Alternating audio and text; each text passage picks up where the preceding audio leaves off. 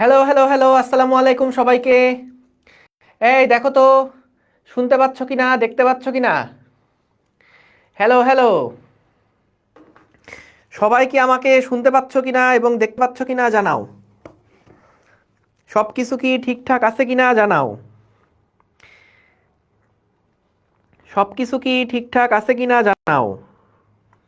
Hello hello, তোমাকেই বলছি। তুমি কি শুনতে পাচ্ছ? সাউন্ড ঠিক নেই? এই কি বলে? এই সাউন্ড পারফেক্ট আছে। হাই হাই, কি বলে? দাঁড়াও আমি একটু চেক করে নিই। সাউন্ড তো পারফেক্ট থাকার কথা।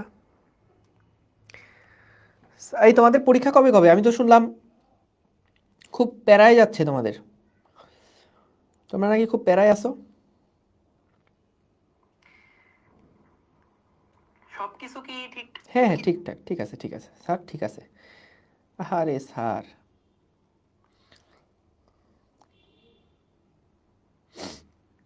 সব ঠিক আছে, সব ঠিক আছে। জানুয়ারিতে নাকি তোমাদের পরীক্ষা, তাই না? অনেকের আছে ডিসেম্বরে। আমি তো কতদিন ওই যে শুনলাম, সবারই প্রায় মেসেজ দেখছি। সো বেশিরভাগ কলেজেই সিলেবাস আসলে না পড়ায় মোটামুটি সিলেবাস দিয়ে দিছে, তাই না? একরকম সবগুলা কলেজেই মোটামুটি সিলেবাস দিয়ে দিচ্ছে ইচ্ছা মতো। সো কি করবা, তোমাদেরকে একটু ছোট করে বলি আগে। সো তুমি আগে দেখবা কলেজে যে চ্যাপ্টারগুলো আছে সেইগুলো আমাদের লাইভ ক্লাস হয়েছে কিনা। লাইভ ক্লাস হলে লাইভ ক্লাসের রেকর্ড থেকে করবা। যদি এরকম হয় যে ভাইয়া এই অধ্যায়টা আমাদের কলেজে আছে কিন্তু আপনারা এখনো পড়ান নাই, তাহলে অবশ্যই আর্কাইভ থেকে করবা। ক্লাসগুলা খুবই কম্প্রিহেন্সিভ। তুমি দেখবা মোটামুটি এই এসিএস এর ক্লাসগুলা করলে, আমাদের ব্যাচের ক্লাসগুলা করলে ইনশাল্লাহ আর কোনো টপিক বাদ থাকে না। যেখান থেকেই করো না কেন, যেই কলেজেই পড়ো না কেন, এখান থেকে ক্লাসগুলা কইরো। আমাদের আর্কাইভ হোক বা লাইভ হোক, প্রত্যেকটা ক্লাসই স্বয়ংসম্পূর্ণ। তো লাইভ ক্লাস যখন হবে তখন লাইভে করতে পারলে ভালো, না করতে পারলেও তুমি তখন আর্কাইভগুলার পাশাপাশি নতুন ক্লাসের অ্যাটলিস্ট স্লাইডগুলা মাস্ট দেখবা, কারণ অবশ্যই আপডেটেড কন্টেন্ট কিন্তু লাইভ ক্লাসে থাকে। যাক, এমন কলেজে ভর্তি হয়েছে কোনো পরীক্ষা নেই, কিছু নাই, এটা তো ড্রিম ভাই, ড্রিম। ঠিক আছে। আরেকটা জিনিস, সেটা হচ্ছে ধরো যেই যেই চ্যাপ্টারগুলো আছে তোমাদের কলেজে, মনে করো পরীক্ষায় আছে ভাইয়া 7টা চ্যাপ্টার দিয়ে দিছে, ডিসেম্বর মাসে পরীক্ষা, তাহলে ভাই 7টা চ্যাপ্টার পড়া দরকার নাই। তুমি 4টা চ্যাপ্টার বাছাই করো, সেগুলো ভালোভাবে শেষ করো। কারণ কি, কলেজে আসলে এরকম না পড়াই তো সিলেবাস দিয়ে দিছে। তুমি আমাকে মানে সত্যি করে বলো যে এই ভেক্টর অধ্যায়ে বা আমাদের হচ্ছে নিউটনীয় বলবিদ্যা যদি কলেজে শেষ করে থাকে, কয়টা করে ক্লাস হয়েছে? সো ডেফিনেটলি ওখানে খুব ভালোভাবে যে কাভার হয়েছে বিষয়টা এরকম না। তাহলে তোমার যদি এরকম করে খাপছাড়া খাপছাড়া ভাবে সবগুলা চ্যাপ্টার পড়লা কিন্তু কোনোটাই ভালো মতন পড়া হয়নি, এটা হলে কিন্তু একটু ঝামেলা। সো এই কারণে 7টার মধ্যে তুমি 4টা পড়ো, কিন্তু ভালোভাবে শেষ করো। তারপরে ওই 3টা যদি আমরা বাদ দিব তা তো না, পরীক্ষার পরে তো আবার ওগুলো পড়া হবেই। কিন্তু কলেজে যারা মনে করো একটু পড়াশোনা দেরি করে শুরু করছো, বা ধরো যে আহ, একটু গ্যাপ আছে, তাদের জন্য বলবো যে ওই 7টাই কাভার করতে হবে, এটার থেকে বরং 4টা 5টা খুব ভালোভাবে শেষ করো। এবং তারপরে তোমরা হচ্ছে আগে পরীক্ষাটা অ্যাটেন্ড করো। সো কলেজের পরীক্ষায় ফার্স্ট হওয়া লাগবে না, কলেজের পরীক্ষাটা কোনো রকম ঠেকায় আসো, কিন্তু এটা খেয়াল রাখবা যাতে করে তোমার প্রোগ্রেসটা ঠিক থাকে, যে আমি রেগুলার বেসিসে পড়াশোনা করতেছি, আমি একটা ফ্লোয়ের মধ্যে আছি। এরকম যেন না হয় যে ভাইয়া তো কলেজের সাথে তাল মিলাইতে মানা করছে, তাহলে কলেজের জন্যও পড়লাম না, ভাইয়াদের ক্লাসও করলাম না, তাইলে কিন্তু মানে অবস্থা টাইট হয়ে যাবে। সো এই কারণে কলেজ যদি একান্তই মনে হয় ভাইয়া এটা প্রেশার হয়ে যাচ্ছে, ঝামেলা হয়ে যাচ্ছে, তাইলে কলেজের ব্যাপারটা আমি বলবো, কলেজের পরীক্ষাটাকে এত সিরিয়াসলি নিতে গেলে ঝামেলা। সো এই কারণে এটা খেয়াল রাখো যে আমি যেই চ্যাপ্টারটা পড়তেছি সেগুলো ভালোভাবে পড়া হচ্ছে কিনা, ভালোভাবে পড়া হয়েছে কিনা। ঠিক আছে? ওকে, ঠিক আছে, ঠিক আছে। ভাইয়া 10 তারিখ এক্সাম, বাট এখনো সিলেবাস দেয় নাই, এই হচ্ছে বেশিরভাগ কলেজের অবস্থা। এটা তোমাদের কথা বলতেছি না। বাংলাদেশে ভালো কলেজ বলতে মানুষ কয়টাকেই বা চেনে, এর ছাড়া বাইরে তো আরও অনেক কলেজ আছে। সো আসলে এক এক কলেজের অবস্থা এক এক রকম। এবং এটা আসলে কলেজের টিচারদের দোষ না, কখনোই এটা মনে করো না যে আমি কলেজের টিচারদেরকে দোষ দিচ্ছি, কখনোই না। এটা যদি আমারও এভাবে বলা হতো যে ভাই তোমার কাছে 4টা ক্লাস তোমার দিব, 45 মিনিটের 4টা ক্লাসে ভেক্টর শেষ করবা, আমিও শেষ করে দিতে পারতাম, কিন্তু যেটা ধরো 20টা ক্লাসে শেষ হয়েছে, যেইভাবে যতগুলা টপিক আমরা এখানে কাভার করছি সেটা অবশ্যই 45 মিনিটের ক্লাসগুলোতে কাভার করা সম্ভব না। এটা আমাদের স্ট্রাকচারের সমস্যা, এটা স্যারদের দোষ না কিন্তু। ঠিক আছে, তো এটার কারণে বলবো যে যেই চ্যাপ্টারগুলো পড়তেছো ওগুলো ভালোভাবে শেষ করো, ভালোভাবে শেষ করো। এখন কীভাবে বুঝবা ভাই ভালোভাবে আমার শেষ হয়েছে? বইয়ের লাস্টে যে প্রবলেমগুলো থাকে সেই প্রবলেমগুলো তুমি যদি পারো তাইলে তোমার পড়া শেষ। আমার কথা বুঝছো? আমার কথা বুঝছো? কখন বুঝবা তোমার পড়া শেষ? যখন তুমি দেখবা তোমার যে টেক্সট বই সেটা তপন স্যার হতে পারে, সেলু স্যার হতে পারে, সেলু স্যারের বইয়ের লাস্টে যে প্রবলেমগুলো আছে বা তপন স্যারের বইয়ের লাস্টে যে প্রবলেমগুলো আছে এই প্রবলেমগুলো তুমি সব পারো, তাহলে তোমার পড়া শেষ, ওই চ্যাপ্টার পড়া শেষ, পরের চ্যাপ্টারে আগাও। এই আমি সহজ একটা সমাধান তোমাদেরকে দিয়ে দিলাম, ব্যাস। এখন ভাই তাহলে কি আমি দুনিয়ার সব প্রবলেম পারবো? আরে ভাই দুনিয়ার সব প্রবলেম তো তুমি এমনিও কখনো পারবা না, এটা আমারও যদি এখন তুমি দাও আমিও পারবো না। তো তাইলে আসলে কঠিন প্রবলেমের কোনো শেষ নাই। সো তুমি কঠিন প্রবলেম শেষ করে কুল করতে পারবা না। সো এটার জন্য কখন বুঝবা যে পড়া শেষ? নিজের পড়া শেষ কখন? যখন বইয়ের লাস্টের প্রবলেমগুলো তুমি সব পারো, তখন ডান। হ্যাঁ, এরপরে অবশ্যই যেটা দেখা উচিত, আমি বইয়ের লাস্টের প্রবলেমগুলো কেন বললাম, কারণ বইয়ের লাস্টে কিন্তু সিকিউ প্রবলেম অ্যাড করা থাকে। সো যেহেতু সিকিউ প্রবলেম ওখানে অ্যাড করা থাকে তাই সিকিউ সহ শেষ করতে বলছে। কিন্তু যদি কোনো বইতে সিকিউ না থাকে তাহলে টেস্ট পেপার শেষ করবা। সো তাইলে আমাদের বোর্ডের জন্য পড়া শেষ। শেষ, এবার পরের চ্যাপ্টারে চলে যাবা, বুঝছো? এখন আসো আমরা তাহলে ভাই ক্লাসে আপনারা এত পড়ান কেন? সো ক্লাসে পড়াই তোমার অ্যাডমিশনটাকে সামনে রেখে। ক্লাসে যখন আমরা একটা টপিকের উপরে অনেক ভ্যারাইটি টাইপের ম্যাথ দেখাচ্ছি, প্রত্যেকটা ম্যাথ দেখবা তোমার পুরা আইডিয়াটার পিছনে নতুন নতুন করে একটা করে ক্লু দেয়, নতুন নতুন কিছু একটা আইডিয়া, নতুন নতুন কিছু একটা কনসেপ্ট ক্লিয়ার করে, যেগুলো অনেক সময় আমাদের এই বইগুলোতে হয়তো গোছানো আকারে থাকে না। কারণ আমরা যখন পড়াচ্ছি ওই 7-8টা বই কাভার করে কিন্তু পড়াচ্ছি, কিন্তু তুমি যখন পড়তেছো তখন তো যেটা বললাম একটা বইয়ের প্রিপারেশন ভালো মতন নাও। সো এই কারণে আমাদের ক্লাসগুলো মাস্ট করবা, ক্লাসগুলো মাস্ট। প্লাস হচ্ছে আমাদের এই যে তোমার তপন স্যারের বই বলো বা সেলু স্যারের বই বলো, একবার বইয়ের লাস্টে যে প্রবলেমগুলো আছে সেগুলো শেষ করবা। জাস্ট উদাহরণগুলোই করো না, জাস্ট উদাহরণগুলোই করো, দ্যাটস ইট। এরপরে তাহলে কি ভাই আমি সব প্রবলেম পারবো? না, সব প্রবলেম পারবা না। সেটার জন্য কি করতে হবে? বেশি বেশি প্র্যাকটিস করতে হবে। প্র্যাকটিস করবো কোথা থেকে? প্র্যাকটিস করবো আমাদের প্র্যাকটিস শিটে যা প্রবলেমগুলো আছে সেগুলোর ইজি মিডিয়াম থেকে দেখতে পারো। ইজি মিডিয়াম যে প্রবলেমগুলো আছে সেগুলো কাভার করে ফেলো। সো তাহলেও কি ভাই আমি সব পারবো? না। এরপরে আমি তোমাকে অনেক রিসোর্সের নাম বলতে পারি, বুঝতে পারছো? কিন্তু আমাদের তো একটা শেষ রাখতে হবে যে না এই পর্যন্ত আমি পড়ছি, আবার যখন ফেরত আসবো তখন আবার এর থেকে আরেকটু বেশি পড়বো, আবার যখন ফেরত আসবে এর থেকে আরেকটু বেশি পড়বো।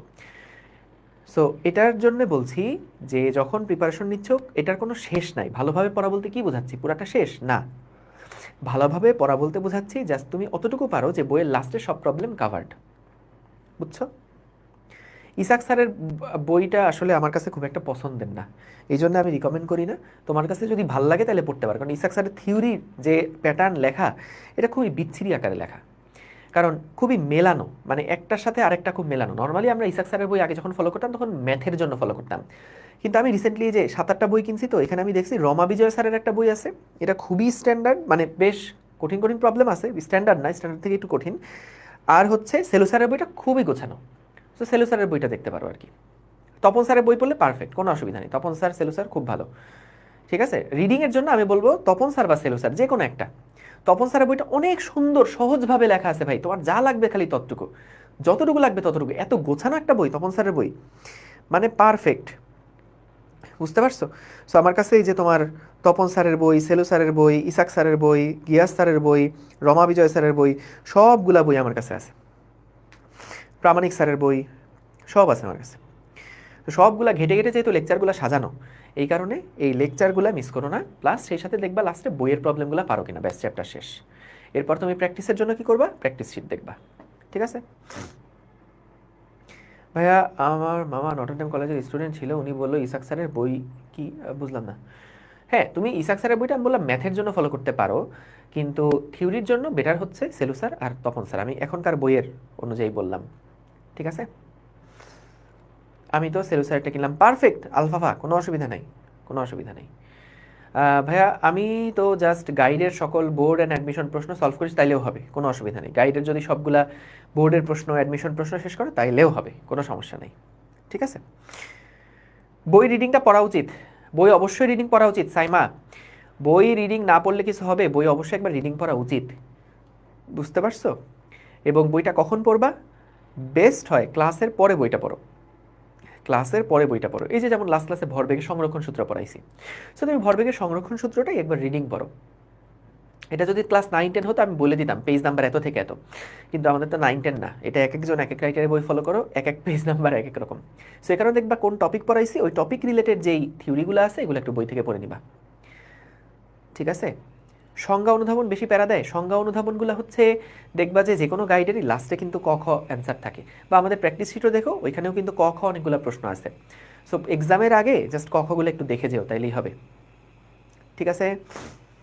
আমি 3টা বই ফলো করি, একটা বই ভালো মতন ফলো করো, আর বাকি 2টা বই থেকে এক্সট্রা ইনফরমেশনগুলো মাথায় রেখো, তাইলেই হবে, ঠিক আছে?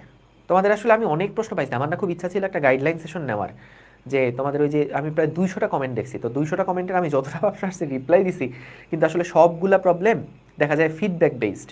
তো এটার কারণে তোমাদের সাথে একদিন জুমে বসার আমার খুব ইচ্ছা ছিল, তো জুমে আমি একদিন বসবো। তো এটা হচ্ছে দেখি খুব দ্রুতই একটা সময় দিবনে।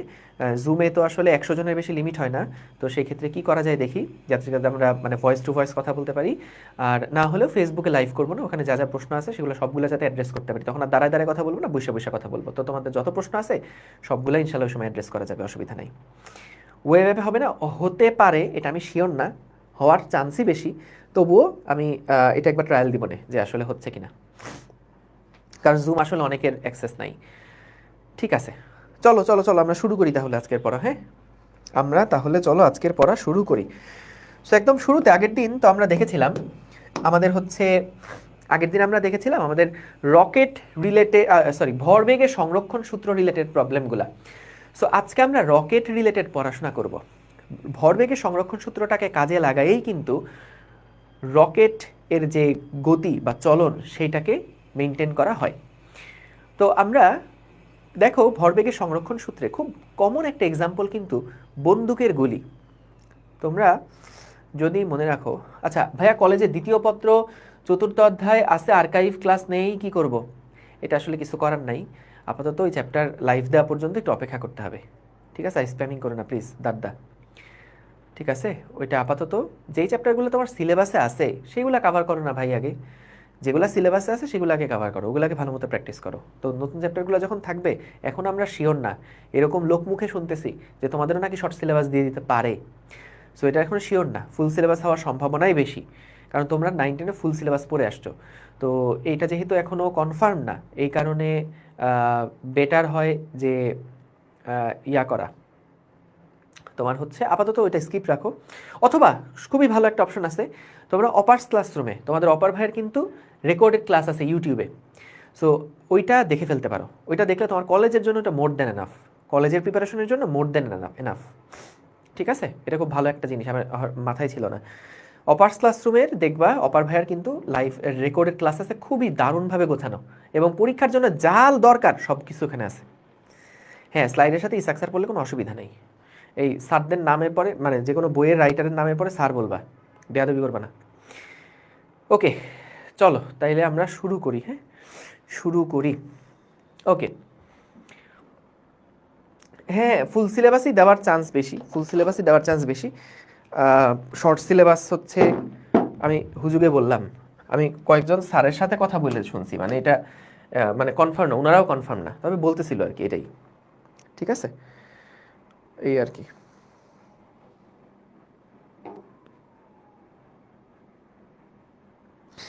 ঠিক আছে, চলো তাহলে আমরা প্রথমে আগে দেখি বন্দুকের গুলির ক্ষেত্রে আমরা যে পড়ছিলাম ক্লাস 9-10-এ থাকতে, এটা পড়ছিলাম কিন্তু, এই যে আমাদের একটা বন্দুক, এই বন্দুকের যে গুলি, বন্দুক থেকে যখন আমরা গুলি ফায়ার করলাম, তো দেখো বন্দুকের যে ভর সেটা হচ্ছে মনে করো ক্যাপিটাল এম, এবং আমাদের গুলির যে ভর সেটা হচ্ছে স্মল এম। তো ভাইয়া একদম শুরুতে কি হয়, একদম শুরুতে যেটা হয়, এই গুলিটা কিন্তু এই বন্দুকের ভিতরে থাকে, অর্থাৎ তারা যখন স্থির অবস্থায় থাকে তখন কিন্তু তাদের টোটাল যেই ভরবেগ সেটা হচ্ছে 0। এখন যেহেতু গুলি করার আগে টোটাল ভরবেগ 0, তাই গুলি করার পরেও তাদের টোটাল ভরবেগের সমষ্টি কি হবে? শূন্যই হবে। কারণ বাইরে থেকে তো কেউ বল প্রয়োগ করেনি, আমাদের বন্দুক এবং গুলি এই দুইটা মিলেই একটা সিস্টেম।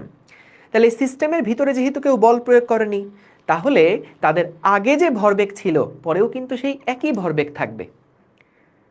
তাহলে একদম শুরুতে যদি তাদের মোট ভরবেগ শূন্য হয়, তাহলে গুলি ফায়ার করার পরেও কিন্তু তাদের মোট ভরবেগের সমষ্টিটা শূন্য হবে। তাহলে খেয়াল করো, মোট ভরবেগের সমষ্টি যদি শূন্য হয়, তাহলে আমরা এখানে এটা হলো আদি ভরবেগ সমান সমান এটা হলো বন্দুকের একটা বেগ, যেহেতু গুলিটাকে সামনের দিকে তুমি যখন ফায়ার করছো, গুলিটা দেখা গেছে একটা স্মল ভি বেগে গতিশীল হয়েছে, হিউজ একটা ভেলোসিটিতে কিন্তু গুলিটা গতিশীল হবে।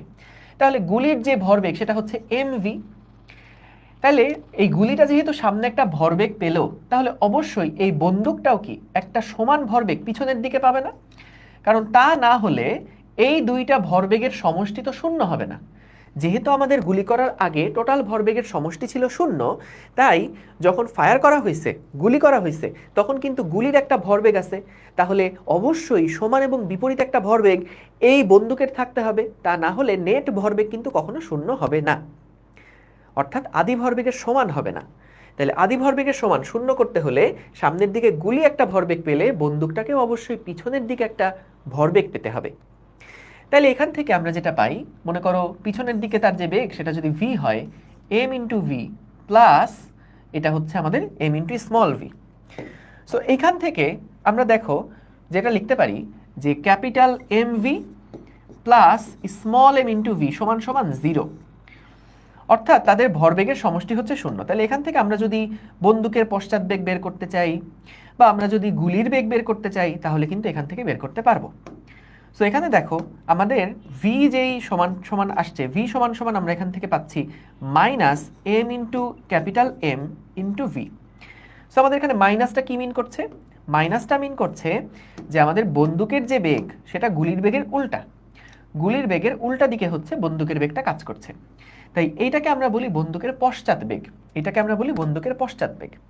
এখন ভাইয়া বলো তো, আমরা যে গুলিটা ফায়ার করলাম, শুট করলাম, এখন একবার যদি গুলি শুট করা হয় তাহলে কিন্তু বন্দুকটা একবার পিছনে একটা ধাক্কা খাবে। তো বলো তো, যদি আমি একবার শুট না করে যদি আমি এবার দুইবার শুট করি, তাহলে কি এটা আমার যেই বন্দুকটা আছে সেটা কি দুইবার করে পিছনে সরে আসবে? আমার বন্দুকটা দুইবার করে পিছনে সরে ঠিক পিছনে সরে আসবে। এভাবে করে আমি যদি দুইবার শুট না করে ধরো 10 বার শুট করলাম, তাহলে আমাদের যেই গুলি যেই বন্দুক দিয়ে শুট করতেছি সেই বন্দুকটা কি 10 বার এরকম করে পিছনে সরে আসবে। এখন খেয়াল করো, আমি তার মানে বুঝলাম যত এদিকে গুলি করতেছি আমার বন্দুকটা তত পিছনের দিকে আসতেছে। সাপোজ এবার আমার ইচ্ছা হইলো যে না, এবার আমি আর আনুভূমিক দিকে গুলি করব না, এক্স অক্ষ বরাবর ভূমি বরাবর আমি আর গুলি করব না, আমি এখন গুলি করতে চাই ভূমির দিকে, ভূমির দিকে গুলি করতে চাই। তাইলে ভাই আমার একটু বলো তো, যদি ভূমির দিকে আমি গুলি করি তাহলে আসলে কি হবে? ধরো আমি একটানা 10টা গুলি ঢাই ঢাই ঢাই ঢাই করে শ্যুট করলাম, তাহলে বন্দুকটা কি পিছনে যাবে না? সো বন্দুক যদি পিছনে যায়, বন্দুকের পিছনে যাওয়া বলতে কি গুলির উল্টা দিকে বন্দুক যাওয়া মানে কি বন্দুকটা উপরের দিকে ওঠা শুরু করবে। তাহলে সম্ভাবনা আছে একটা যে আমি যদি খুব জোরে গুলি করতে পারি তাহলে আমি সহ দেখা যাবে উপরের দিকে চলে গেছি। বুঝতে পারছো? বুঝতে পারছো?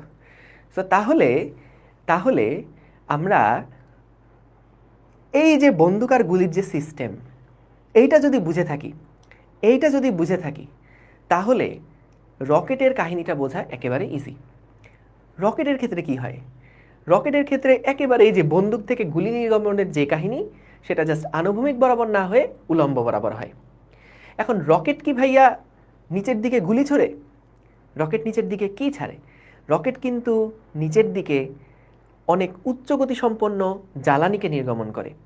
সো যখন রকেট নিচের দিকে জ্বালানি নির্গমন করে, ওইটাকে তুমি কম্পেয়ার করো বন্দুকের গুলির সাথে, তাহলে নিচের দিকে গুলি বেরোলে বন্দুক উপরের দিকে যায়। ঠিক তেমনি রকেটটার নিচের দিকে যখন জ্বালানি জোরে বের হয়, তখন কিন্তু রকেট উপরের দিকে উঠতে থাকে। বুঝতে পারছো? তখন রকেট উপরের দিকে উঠতে থাকে। তাহলে বলো বেসিক কাহিনীটা বুঝছো কিনা, যে রকেট কেন উপরের দিকে যায়?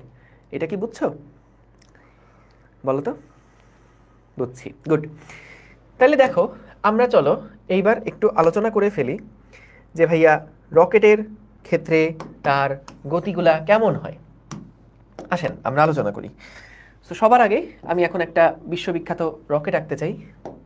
আপনারা দয়া করে কেউ হাসাহাসি করবেন না। এই কি ব্যাপার, এ কি আমার বোর্ডটা কি হয়ে গেল, কে আবার বদদোয়া দিল? হ্যালো, আপনি কি শুনতে পাচ্ছেন? হ্যাঁ শুনতে পাচ্ছি। কি যে হয় বোর্ডের মাঝে মাঝে, এটা আসলে তোমাদের দোয়ার ফল, বুঝেছো? দেখি আমাকে আস্তে আস্তে কপি করা থেকে সরে আসতে হবে। যাও, আমি তোমাদেরকে বলেই দিলাম আমি আজকে থেকে আর কখনো কপি করব না, ঠিক আছে? সো এটা হচ্ছে আমাদের রকেট, দেখেছো? অবশ্যই ছবি দেখার সাথে সাথে প্রশংসা করতে হবে, তা না হলে হবে না, ঠিক আছে? সো এটা হচ্ছে রকেট। সো মনে করো একদম শুরুতে, একদম শুরুতে কি হলো, রকেটের ভিতরে তো ভাইয়া জ্বালানি আছে, জ্বালানিতে ভরপুর জ্বালানি আছে। সো দেখা গেল একদম শুরুতে মনে করো ডেল্টা এম ভরের কিছু পরিমাণ জ্বালানি ভি বেগে বের হয়ে গেল। কি বেগে বের হয়ে গেল? এটা মনে করো ডেল্টা এম ভরের কিছু পরিমাণ জ্বালানি সে হচ্ছে ভি বেগে বের হয়ে গেল। এই ভিটা একটা স্পেশাল ভি, এই ভিটাকে আমরা বলি গ্যাসের বেগ। কার সাপেক্ষে? রকেটের সাপেক্ষে গ্যাসের বেগ, রকেটের সাপেক্ষে গ্যাসের বেগ, ঠিক আছে? তাহলে দেখো আমাদের এই যে জ্বালানিটা, সেই জ্বালানিটার যে নিচের দিকে ভরবেগ সেটা হলো ডেল এম ইন্টু ভিজিআর। তাহলে বলো তো যখন আমাদের জ্বালানিটা নিচের দিকে একটা ভরবেগ পেল, তখন অবশ্যই আমাদের এই রকেটের বডিটা কি উপরের দিকে একটা ভরবেগ পাবে না? রকেটের বডিটা উপরের দিকে একটা ভরবেগ পাবে না? সো এই উপরের দিকের যে ভরবেগ সেটাকে আমি মনে করলাম এই বডির ভরবেগের পরিবর্তন হচ্ছে ডেল্টা পি। এই রকেটের বডিটার ভরবেগের পরিবর্তন হচ্ছে কত? Delta P. এবং আমাদের এই জ্বালানিটার যে ভরবেগের পরিবর্তন সেটা হচ্ছে ডেল্টা এম ভিজিআর। বুঝতে পারছো? Delta M VGR. যাক, থ্যাংক ইউ, তোমরা যে আমার আর্টটাকে পছন্দ করছো, মানে এত এত প্রশংসা করতেছো, আমি আসলে আপ্লুত হয়ে যাচ্ছি। বুঝতে পেরেছো? আপ্লুত হয়ে যাচ্ছি। ইস, পিকাসো বলছো আমাকে, ওয়াও, আমি ফুলে যাচ্ছি আসলে। এরকম প্রশংসা আমি জীবনে কোনোদিন পাইনি, তোমাদের কাছ থেকে যা পেলাম। সো তোমাদের জন্য অনেক দোয়া। হে আল্লাহ, তুমি সবাইকে, এদের সবাইকে আল্লাহ বুয়েটে চান্স পাওয়াই দাও, ঢাকা মেডিকেলে চান্স পাওয়াই দাও। এদের আল্লাহ এদের সবাইকে ঢাকা ইউনিভার্সিটিতে চান্স পাওয়াই দাও। দেখো কি দোয়া, মন থেকে দোয়া আসতেছে তোমাদের জন্য। বুঝতে পারছো? আমিন বলো সবাই, আমিন। আসলে মন থেকে দোয়া করলাম, কিন্তু একদম মনের ভিতর থেকে দোয়া করছি। তো ভালো মতো পড়াশোনা করো, এই দোয়াই কিন্তু হয়ে যাবে ইনশাল্লাহ, ঠিক আছে? আল্লাহ ভরসা। ওকে, সো দেখো, সো আমরা এখানে যেটা দেখলাম যে এইখানে যে জ্বালানি আছে, জ্বালানিটা ভাইয়া নিচের দিকে একটা ডেল্টা এম ভিজিআর ভরবেগ পাইছে। আর এই ভরবেগের কারণে আমাদের এই যে বডিটা, সেই বডিটা কিন্তু উপরের দিকে একটা উপরের দিকে একটা উপরের দিকে একটা ভরবেগ পেল। এখন বলো তো একদম শুরুতে তাদের টোটাল ভরবেগের সমষ্টি কত ছিল ভাইয়া? মোট ভরবেগের সমষ্টি কত ছিল? 0। কারণ তারা মনে করো স্থির ছিল শুরুতে, একদম শুরুতে স্থির ছিল। আমি এখন বোঝার জন্য একদম স্থিরের কথা বলতেছি, কিন্তু আসলে এটা সবসময় যে স্থির হইতে হবে বিষয়টা এরকম না। একটা মশা খুব জ্বালাচ্ছে, সবসময় যে এটা স্থির থাকতে হবে এরকম না। তো আমি প্রথমে স্থির নিয়ে আগে বলতেছি, পরে বুঝবা যে আসলে এটা শুধু স্থিরতার জন্য না, যে কোনো কেসের জন্য আমরা করতে পারি। কারণ তার ঠিক আগের ক্লাসে আমরা কিন্তু আপেক্ষিক বেগ দিয়ে ভরবেগের সংরক্ষণ সূত্রর ম্যাথ করছিলাম। সো ওই কনসেপ্টটা এখানে কিন্তু দারুণভাবে কাজে লাগবে, বুঝছো? সো দেখো, যাই হোক, মনে করো একদম শুরুতে স্থির অবস্থায় আছে, তাহলে নিচের দিকে যখন ডেল্টা এম ভিজিআর একটা ভরবেগ পেলো, উপরের দিকে এই রকেটের একটা ভরবেগ হচ্ছে ডেল্টা পি। Very good. একদম শুরুতে দুজনের ভরবেগের সমষ্টি হচ্ছে 0+0, তাদের কোনো ভরবেগ নাই। শেষের ভরবেগ হচ্ছে একটার হলো ডেল্টা পি আর আরেকটার হচ্ছে ডেল্টা এম ভিজিআর। এটা কি লিখলাম ভাইয়া, এটা কি বুঝছো নাকি মাথার 3 ফুট উপর দিয়ে গেছে? আশা করি এটা বুঝছো, কারণ এটা হলো শুরুতে তাদের টোটাল ভরবেগের সমষ্টি ছিল 0, টোটাল ভরবেগের সমষ্টি ছিল 0। এবং যখন হচ্ছে একদম জ্বালানি নির্গমন হলো, তখন নিচের দিকে এটার ভরবেগ ডেল্টা এম ভিজিআর, এটা জ্বালানির ভরবেগ ওই গুলির মতন একদম, আর এটা হচ্ছে আমাদের বডির ভরবেগ ডেল্টা পি। তাহলে delta P minus delta M VGR. তাহলে ভাইয়া এখান থেকে আমি কি লিখতে পারি? ডেল্টা পি সমান সমান ডেল্টা এম ভিজিআর, ঠিক আছে? এটা লিখতে পারি। এখন বলো তো আমি যদি এই ডেল্টা পিকে ডেল্টা টি দিয়ে ভাগ দেই, তাহলে আমরা কি পাবো? ডেল্টা পি বাই ডেল্টা টি, এটা বলো তো কি জিনিস? এটা বলো তো কি জিনিস? বলো এটা কি জিনিস? ডেল্টা পি বাই ডেল্টা টি এটা কি জিনিস? এটা হচ্ছে বল না ফোর্স না? ভেরি গুড, এটা হচ্ছে ফোর্স। বলো তো এটা কার উপরে প্রযুক্ত বল? এই ফোর্সটা কার উপরে? এই ফোর্সটা কার উপরে বলো তো? এই ফোর্সটা কার? রকেটের উপর। Thank you so much. এই ফোর্সটা কার উপর? এটা কিভাবে বুঝবো? যার ভরবেগের পরিবর্তন ক্যালকুলেট করি তার উপরে প্রযুক্ত বল হিসাব হয়। সো আমরা এখানে কার ভরবেগের পরিবর্তন হিসাব করছি? রকেটের বডির ভরবেগের পরিবর্তন হিসাব করছি। তাহলে ভরবেগের পরিবর্তনের হার যেটা বল নির্দেশ করছে, ওই বলটা কার উপরে প্রযুক্ত? রকেটের উপরে। সো যার ভরবেগের পরিবর্তন এটা, তার উপরে প্রযুক্ত বল হিসাব করলাম। বুঝছো? তাহলে এটা হচ্ছে রকেটের উপরে প্রযুক্ত ধাক্কা বল। সো আমরা তো এখানে আসলে একটা গড় বল বের করছি। যদি আমরা এখানে এটাকে কিন্তু আমরা বলছি ধাক্কা বল। বুঝছো? এইটাকে আমরা বলছি রকেটের উপরে প্রযুক্ত একটা ধাক্কা বল। তাহলে এই ধাক্কা বল সমান সমান হচ্ছে ডেল্টা এম বাই ডেল্টা টি ভিজি আর। এখন ভাইয়া এগুলার মানে কি? ডেল্টা এম বাই ডেল্টা টি ভিজি আর এগুলার মানে কি? খেয়াল করো ভাইয়া, আমরা কিন্তু এখান থেকে যেটা বের করছি, আমি তোমাদেরকে প্রমিস করছি না যে আমি আর কখনো কপি টপি করবো না। সো আমি সবসময় আমার কথা রাখি। তোমাদের কথা মতো আমি আর এভাবে কপি টপি করলাম না। হ্যাঁ, ওকে। সো এখন দেখো এফ ধাক্কা যেটা, এই এফ ধাক্কাটা কিন্তু গড় বল বেরোচ্ছে। যখন del M by del T করতেছে তখন গড় বল বেরোলো। আমরা যদি এই ধাক্কাটা ইনস্ট্যান্টেনিয়াস একটা ধাক্কা বের করতে চাই ভাইয়া, এই ধাক্কাটা যদি আমি তাৎক্ষণিক একটা ধাক্কা বের করতে চাই, ইনস্ট্যান্টেনিয়াস একটা ধাক্কা বের করতে চাই, তাৎক্ষণিক ধাক্কা, তাহলে আমার এখানে হিসাবটা কি হবে জানো? Del M by del T লিখছি না, এটা হবে হচ্ছে ডিএম বাই ডিটি আর হলো ভিজিআর, আর হলো ভিজিআর। এখন ভাই কার পরিচয় কি জানো? কার পরিচয় কি জানো? এই যে আমাদের ডিএম বাই ডিটি যেটা আছে, এইটাকে আমরা বলি জ্বালানি নির্গমনের হার। কি বলি ভাইয়া? জোরে বলো সবাই, শুনতে পাচ্ছি না। জ্বালানি নির্গমনের হার। জ্বালানি নির্গমনের হার, এটার একক কি বলো? সবাই বলো, জোরে বলো। হ্যাঁ, গুড, কেজি পার সেকেন্ড। এটা কেজি, এটা হচ্ছে সেকেন্ড, ঠিক আছে। এবং দেখো ভিজিআর যেটা আছে সেটা মূলত কি বলছিলাম? এটা বলছিলাম রকেটের সাপেক্ষে জ্বালানির বেগ। এটা কিন্তু কার সাপেক্ষে? রকেটের সাপেক্ষে জ্বালানির বেগ। রকেটের সাপেক্ষে জ্বালানির বেগ। রকেটের সাপেক্ষে জ্বালানির বেগ, ঠিক আছে। এই যে জি আর মনে আছে, প্রথমে আমরা যেটা লিখি ভিজিআর, সো প্রথমে যেটা লিখি সেটা তার বেগ, আর পরে যেটা লিখি তার সাপেক্ষে। বুঝছো? জ্বালানির বেগ মানে জ্বালানি যত বেগে নির্গত হয়েছে। রকেট যখন উপরের দিকে যায় তখন কি জ্বালানি একটা জোরে বের হয়ে যায় না? সো জ্বালানি কত বেগে বের হয়েছে সেটাই আর কি, ঠিক আছে। তাহলে ভাইয়া আমরা এখান থেকে এটার নর্মালি একক কি? এটা নর্মাল একক তুমি দেখবা এটা সাধারণত কিলোমিটার পার সেকেন্ড এককে থাকে, বা মিটার পার সেকেন্ড এককেও থাকতে পারে, কোনো ব্যাপার না। তাহলে এখান থেকে আমরা এফ ধাক্কাটা পেলাম। এখন অনেক সময় আমাদেরকে বলে এটা তো ধাক্কা বল, সো অনেক সময় আমাদেরকে বলে যে লব্ধি বল কত নির্ণয় করো। কি বলো? অনেক সময় বলে আমাদেরকে যে লব্ধি বল কত নির্ণয় করো, যে রকেটের উপরে প্রযুক্ত লব্ধি বল কত। তাহলে ভাইয়া লব্ধি বল আসলে কত হবে? উপরের দিকে রকেটের উপরে বল কাজ করছে এফ ধাক্কা, আর নিচের দিকে কি একটা এমজি বল কাজ করছে না? তাহলে আমরা লব্ধি বল হবে এফ ধাক্কা মাইনাস এমজি। তো ভাইয়া এফ ধাক্কার মান কত? DDT of M VGR minus M into G. এটাই হচ্ছে লব্ধি বলের ফর্মুলাটা।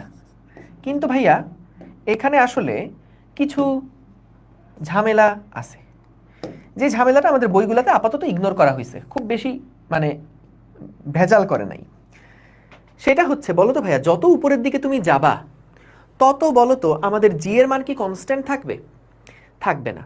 যত উপরে যাবা জি এর মান কিন্তু ভ্যারি করতে থাকবে। আমরা জানি মহাকর্ষর যখন ভূপৃষ্ঠ থেকে আমরা যত উপরের দিকে উঠতে থাকি জি এর মান কিন্তু আস্তে আস্তে কমতে থাকে। তাহলে জি এর মান কিন্তু আসলে ফিক্স থাকে না। কিন্তু আমরা ম্যাথ করার স্বার্থে, কমপ্লেক্সিটি অ্যাভয়েড করার জন্য এই অধ্যায়ে সব সময় জি এর মান সেটা যেখানেই থাকুক না কেন বইগুলো অনুযায়ী আমরা কিন্তু জি এর মান 9.8 বসায় করে ফেলবো। ডান। এবং এম কোনটা? এম এর পরিচয় কি? এম এর পরিচয় হচ্ছে যেই মুহূর্তের বল বের করছি, যেই মুহূর্তের এফ নেট বের করছি, সেই মুহূর্তের ভর। এটার মানে কি ভাইয়া? যেই মুহূর্তের এফ নেট সেই মুহূর্তের ভর। কেন ভাই ভর আবার চেঞ্জ হবে কেন? ওমা, তা রকেটের ভিতরে আছে জ্বালানি, রকেট থেকে যখন জ্বালানি বের হয়ে যাচ্ছে তখন কি রকেট সহ জ্বালানির ভর কি কমে যাচ্ছে না আস্তে আস্তে? তাহলে ভর আস্তে আস্তে কি হবে? কমতে থাকবে। জ্বালানি বের হয়ে গেলে ভর কমতে থাকবে। তাহলে এটা কোন ভর বসাবো? এই ভরটা হচ্ছে যেই মুহূর্তের বল বের করতে বলছে সেই মুহূর্তের ভর এখানে বসাবো। বুঝছো? ক্লিয়ার? ঠিক আছে। চাঁদে থাকলেও, চাঁদে নর্মালি থাকবে না, আমাদের সবসময় দেখবা যে ম্যাথ টাইপের ম্যাথগুলো আছে সবগুলোই আমরা 9.8 ধরেই করতেছি। ঠিক আছে, ওকে। এইবার আসো, আরেকটা সূত্র আছে আমাদের, মূলত দেখবা 95% ম্যাথ এই সূত্রটা দিয়ে হবে আর এই সূত্রটা দিয়ে হবে, রকেট রিলেটেড 95% ম্যাথ এই সূত্রটা দিয়ে হয়ে যাবে। এটা একটু লিখে রাখো, এটা একটু স্টার দিয়ে রাখো। কি দিয়ে রাখবা? কি দিয়ে রাখবা? একটা স্টার দিয়ে রাখো, স্টার।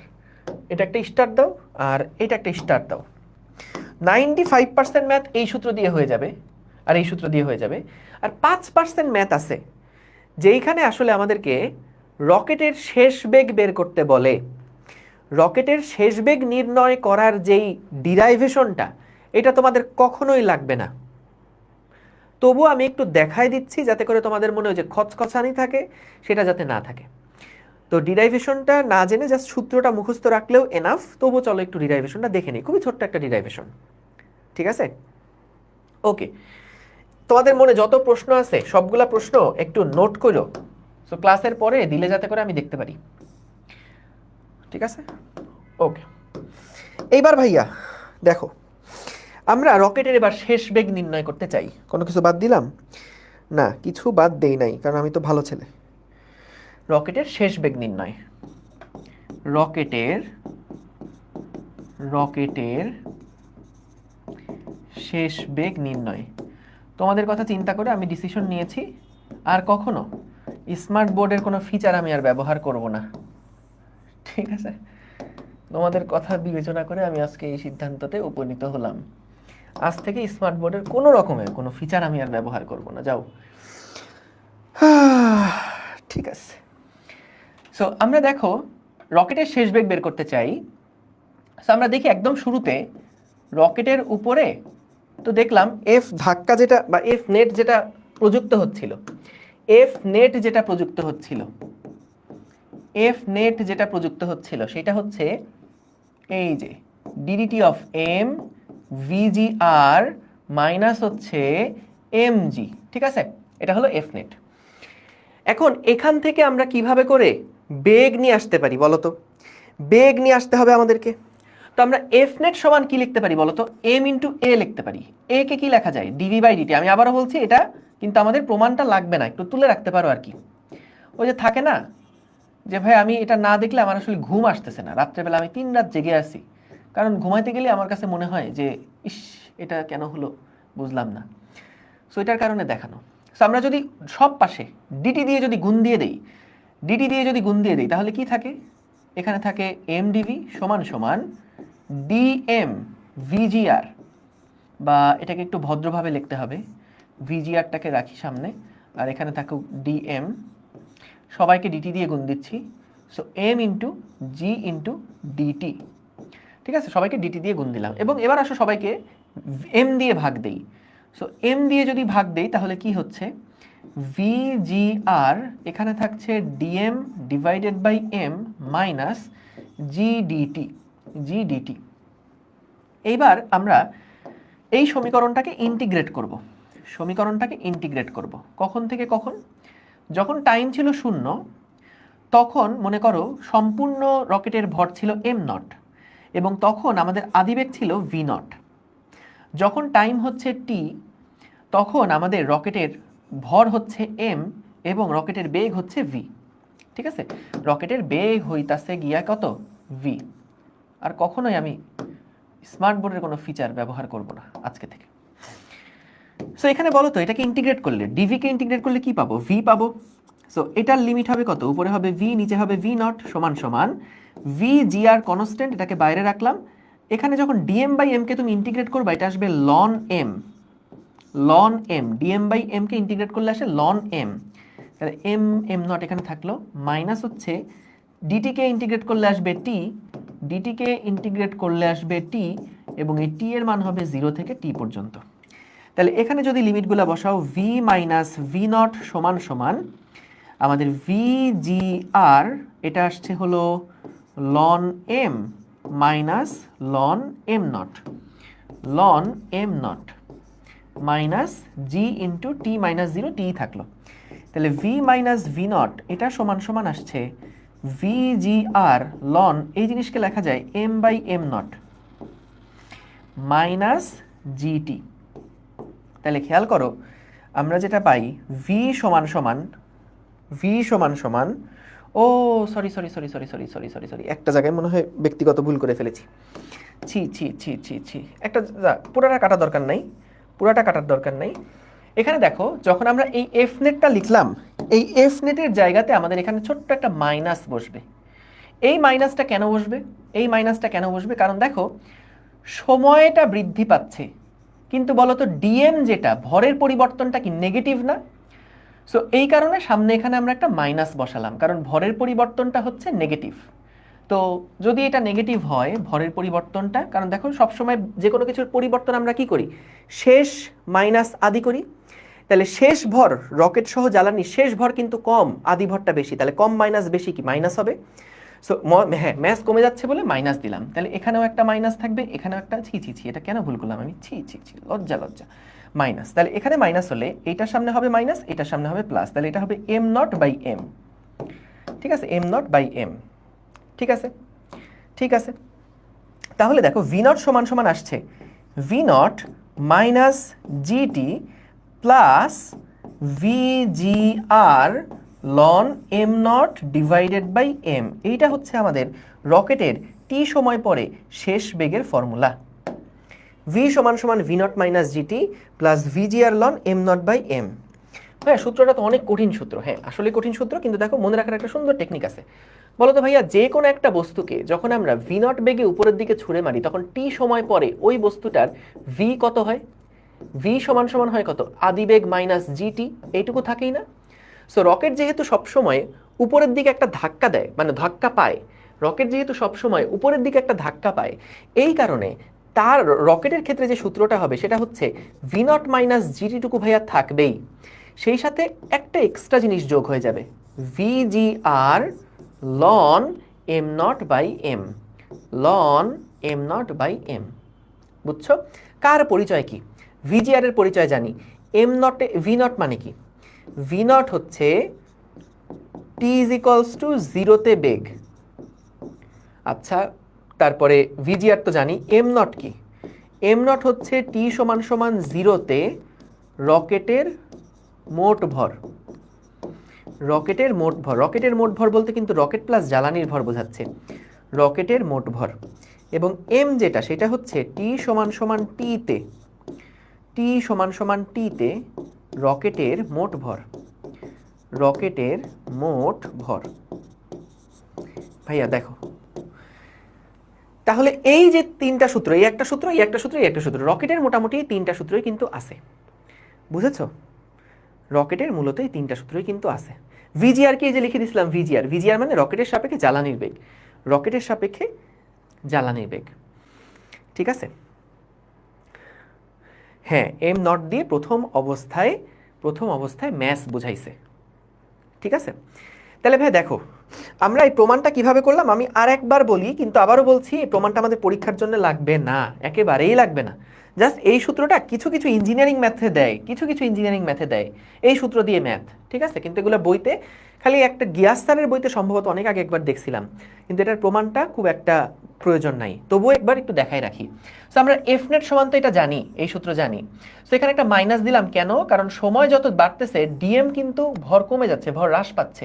সেই কারণে আমাদের এটা এই মাইনাসটা কিন্তু দিকের জন্য হয় নাই, এই মাইনাসটা হচ্ছে ভর কমে গেছে বলে। এরপরে সিম্পলি এইটুকু ম্যাথের দোষ, এগুলা কিন্তু আমাদের দোষ না। এগুলা এই যে ম্যাথে এই লাইনটা আনার জন্য আমাদেরকে এখানে কিছু এম দিয়ে ভাগ করা লাগছে, ডিটি দিয়ে গুণ দেওয়া লাগছে। কারণটা কি শোনো? কারণটা হচ্ছে যাতে করে আমরা এখানে যে ডিএম আছে, ডিএম এর সাথে এম কে নিয়ে আসতে পারি। দেখো ডিএম এর সাথে এম চলে আসছে, তারপর এখানে শুধু ভি আছে, এখানে শুধু ডিটি আছে। সো দুইটা ভ্যারিয়েবল যাতে করে একই জায়গায় না থাকে, যেমন এখানে দেখো ভিও একটা ভ্যারিয়েবল, আবার এই ডিটি যেটা ডিটিও একটা ভ্যারিয়েবল। তাহলে আমরা চাই একই রাশিতে যাতে করে দুইটা ভ্যারিয়েবল না থাকে। সো তা না হলে ইন্টিগ্রেশন করাটা সহজ হবে তাহলে। সো এখানে দেখো এমনভাবে এটাকে সাজাইছি যে এখানে একটাই ভ্যারিয়েবল, এখানেও একটাই ভ্যারিয়েবল, এই রাশিতেও একটাই ভ্যারিয়েবল। সো তারপরে আমরা জাস্ট ইন্টিগ্রেশন করছি, এই ডিএম বাই এম কে ইন্টিগ্রেশন করে লন এম হয়, এটা মুখস্থ সূত্র। তারপর এখান থেকে আমরা এম মাইনাস এম নট করে বসায় মাইনাসটাকে কাউন্ট করে যেটা আসছে এই সূত্রটা পাইছি। সো তাহলে এই ফর্মুলাটা মাথায় রেখো। চলো আমরা একটা ম্যাথ দেখি, তাহলে আরও ক্লিয়ার হবে। চলো একটা ম্যাথ দেখি, তাহলে আরও ক্লিয়ার হবে। বুঝতে পারছো? ওকে, এই ম্যাথটা দেখো। 15,000 কেজি জ্বালানি সহ 15,000 কেজি জ্বালানি সহ ডিএম বাই ডিটি কি ভাগের সম্পর্ক? এইটা আসলে একটু চিটিং হয়েছে ওই জায়গায়, আপাতত এটা ইগনোর করো। ডিএম বাই ডিটি তো আসলে ঠিক ভাগ না, ওটা একটা অপারেটর। কিন্তু আমরা যখন ফিজিক্সে এটাকে চিন্তা করি, ডিএম বাই ডিটি মানে ভরের পরিবর্তন বাই সময়ের পরিবর্তন হিসাবে এটাকে চিন্তা করা যায়। সেই হিসাব করে আমরা ডিটি দিয়ে দুই পাশে গুণ দিয়ে দিছি। ঠিক আছে, ম্যাথ নাম্বারিং আসা যাবে। এটা 1 নাম্বার ম্যাথ দাও, রুহুল আমিন 1 নাম্বার ম্যাথ দাও, খুশি হবা তুমি? ঠিক আছে। হ্যাঁ, পরিবর্তনের হার বললেও সবসময় শেষ মাইনাস আদি ডিভাইডেড বাই সময়। ওকে ওকে, চলো দেখো এখন কি বলছে এখানে। প্রথম প্রশ্ন, 15,000 কেজি জ্বালানি সহ একটি রকেটের ভর হচ্ছে 20,000 কেজি। কি বললো? 15,000 কেজি জ্বালানি সহ রকেটের ভর 20,000 কেজি। তাহলে আমাকে বলো তো ভাইয়া, শুধু রকেটের ঠোঙ্গাটার ভর কত? রকেটের যে ঠোঙ্গাটা আছে, রকেটের ঠোঙ্গাটার ভর কত বলো তো? একজন আছে 50,000 কেজি, না 50,000 না 5,000 কেজি। হ্যাঁ, এটাকে ডিডিটি অফ এমই বলবা, ডিডিটি অফ এমই বলবা।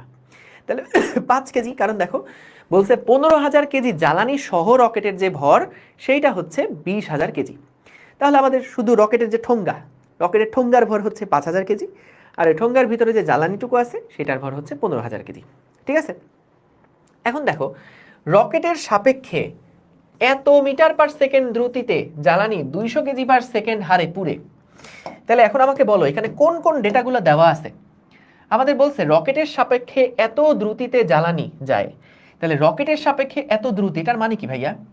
রকেটের সাপেক্ষে এত দ্রুতি মানে কি? যে জ্বালানির বেগ, গ্যাসের বেগ রকেটের সাপেক্ষে সেইটা দেওয়া আছে আমাদের 3000 মিটার পার সেকেন্ড, মানে 3 kilometre per second. 3000 metre per second, very good. এবং দেখো জ্বালানি এত কেজি পার সেকেন্ড হারে পুড়ে, তার মানে এটা কি দেওয়া আছে বলো তো? এটা, হ্যাঁ গুড, ডিএম বাই ডিটি দেওয়া আছে। তার মানে আমাদের এখানে দেওয়া আছে DDT of M, DM by DT সমান সমান কত? 200 KG per second, 200 KG per second, very good. এখন বললো রকেটে যদি খাড়া উপরের দিকে গতিশীল থাকে তবে রকেটের উপরের দিকের ধাক্কা কত? বলো রকেটের উপরের দিকের ধাক্কা কত? 1 নাম্বার প্রশ্ন, রকেটের উপরের দিকে ধাক্কা, রকেটের উপরের দিকে ধাক্কা এফ সমান সমান কি ছিল? VGR DM by DT, VGR DM by DT. তো এখান থেকে দেখো ভিজিআর যেটা সেইটার মান দেওয়া আছে 3000 এবং ডিএম বাই ডিটি এটার মান দেওয়া আছে 200। তাহলে কত নিউটন হবে এটা? কারণ সবাই এসে এককে আছে, KG per second, metre per second. তাহলে এখানে আসছে 3 দুগুণে 6, আর এটা হচ্ছে 10 টু দি পাওয়ার 3, এটা 2, তাহলে 6 into 10 to the power 5 Newton. এত নিউটন বল ধাক্কা বল উপরের দিকে কাজ করছে, এত নিউটন ধাক্কা বল উপরের দিকে কাজ করছে। রকেটের উপরে ধাক্কা বল হচ্ছে এত নিউটন। বুঝতে পেরেছো? ধাক্কা বল হচ্ছে এতখানি করে কাজ করছে। আমরা জাস্ট ধাক্কা বলের মানটা বের করলাম, আমরা দিকটা তো জানি। দিকটা কোন দিকে? দিক হচ্ছে উপরের দিকে। থ্রাস্ট ফোর্স লেখো, থ্রাস্ট, THRUST, ঠিক আছে, থ্রাস্ট ফোর্স, ধাক্কা বল। ঠিক আছে, ঠোঙ্গা কি? ঠোঙ্গা ওই যে যেটা মুড়ি খায়, বুঝছো না? এইবার আসো পরের প্রশ্ন। পরের প্রশ্ন আমাদেরকে বললো নিক্ষেপের সময় রকেটের উপরে প্রযুক্ত লব্ধি বল কত? কি বল বের করতে বলেছে বলো? লব্ধি বল। কি বল বের করতে বলেছে বলো? লব্ধি বল কত? কি বল? লব্ধি বল কত? আমাদের দেখো নিক্ষেপের সময় রকেটের উপর প্রযুক্ত লব্ধি বল, তাহলে এফ নেট এটা সমান সমান কি হবে?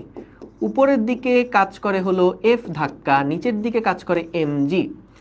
তাহলে ভাইয়া বলো তো এফ ধাক্কার মান ছিল 6 into 10 to the power 5 minus M এর মান কত একদম ধাক্কার সময়, এম এর মান কত একদম শুরুতে যখন সেটা উপরে নিক্ষেপ করছে তখন কিন্তু এটার মান 20,000 ইন্টু 9.8 ইন্টু কত 9.8। তাহলে যে এফ নেট সেটা হচ্ছে এত।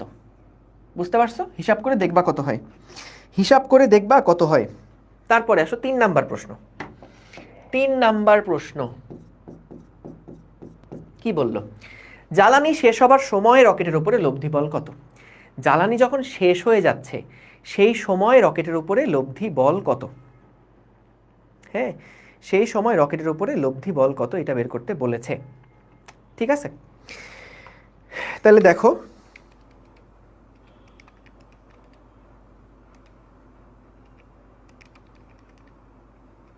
ঠিক আছে, তাইলে আমরা এখান থেকে দেখো জ্বালানি শেষ হবার সময় রকেটের উপর লব্ধি বল, তাহলে ভাই লব্ধি বলের সূত্র তো আগের বারই দেখলাম, এই যে আপনি দেখাইছেন এফ নেট সমান সমান এফ ধাক্কা মাইনাস হচ্ছে এমজি।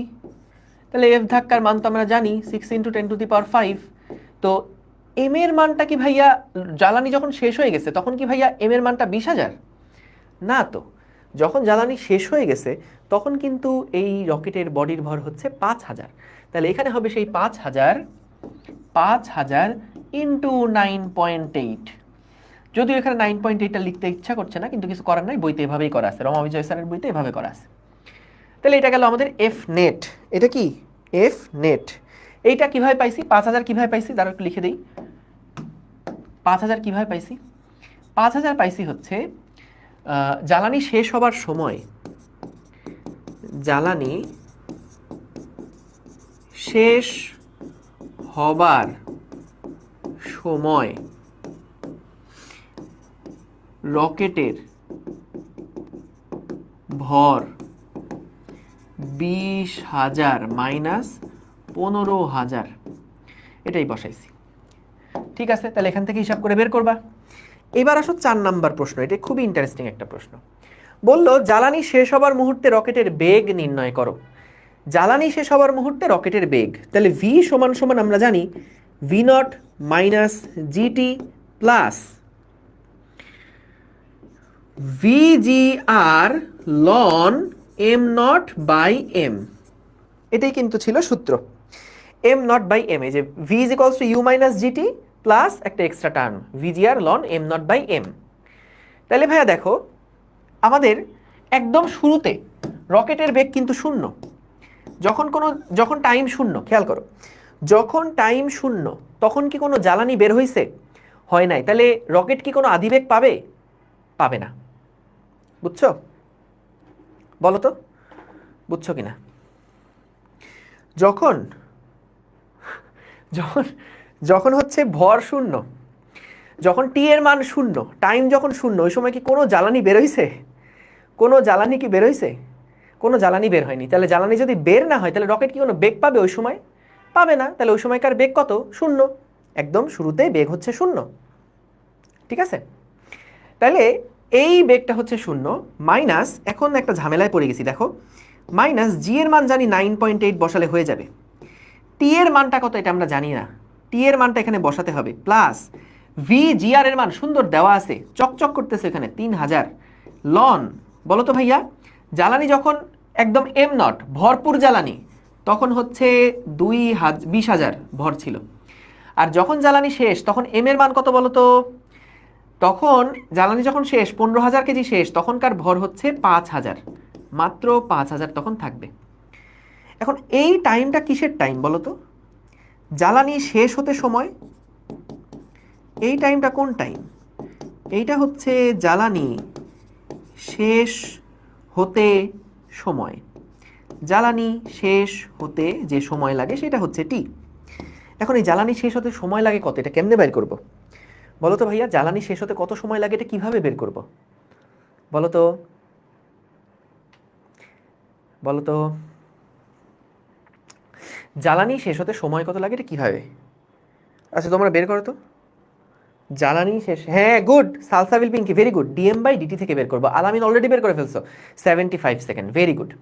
দেখো সো এইখানে মূলত কিভাবে আমরা বের করব টাইমের মানটা, তুমি দেখো আমাদের জ্বালানি আছে 15,000 কেজি, প্রতি সেকেন্ডে 200 কেজি করে জ্বালানি শেষ হয়ে যায়, পড়ে যায়। তাহলে প্রতি সেকেন্ডে যদি 200 কেজি জ্বালানি হারায়, তাহলে 15,000 কেজি হারাতে কত সময় লাগবে? কত সময় লাগবে? সহজ, তুমি দেখো, এটা কিন্তু রকেটের সাপেক্ষে জ্বালানি কত দ্রুতিতে বেরোচ্ছে, সেটা জ্বালানির বেগ, এটা দিয়ে হিসাব করো না, বরং দেখো প্রতি সেকেন্ডে কত ভর কমে যাচ্ছে। প্রতি সেকেন্ডে জ্বালানি 200 কেজি করে কমে যাচ্ছে, তাহলে 15,000 কেজি জ্বালানি কমে যেতে কত সময় লাগবে? বুঝছো? তাহলে এখান থেকে দেখো, আমরা যদি এভাবে হিসাব করি যে আমরা জানি 200 কেজি জ্বালানি শেষ হতে সময় লাগে 1 সেকেন্ড, তাহলে 1 কেজি শেষ হতে কত সময় লাগে এবং 15,000 কেজি শেষ হতে কত সময় লাগবে? তাহলে এটা হচ্ছে 15,000 ডিভাইডেড বাই 200, 0,0,0,0, 150/2 মানে হচ্ছে 75। তার মানে 75 সেকেন্ড পরে আমাদের জ্বালানি সব শেষ হয়ে যাবে। 75 সেকেন্ড পরে আমাদের জ্বালানি সব কি হয়ে যাবে? শেষ হয়ে যাবে। এটাকে আমি এখানে রেখে দিলাম, এটা রাফ। তাহলে এটা রাফ, এই রাফটা আমরা এখানে ঢুকাবো, ঠিক আছে? সুতরাং ভি এর যে মান, এটা কত আসছে? -9.8 ইন্টু 75 প্লাস 3,000 লন 20,000/5000, লন 4 লেখা যায়, যাই হোক, 20,000 ডিভাইডেড বাই 5,000। দেখছো, তোমাদের জন্য এখন আমি আর কপি টপি করি না, কষ্ট করে আবার লিখলাম। কত ভালোবাসি তোমাদেরকে, তোমরা এটার মূল্য দাও না। C C C C C, ঠিক আছে, দেখো বুঝেছো কিনা।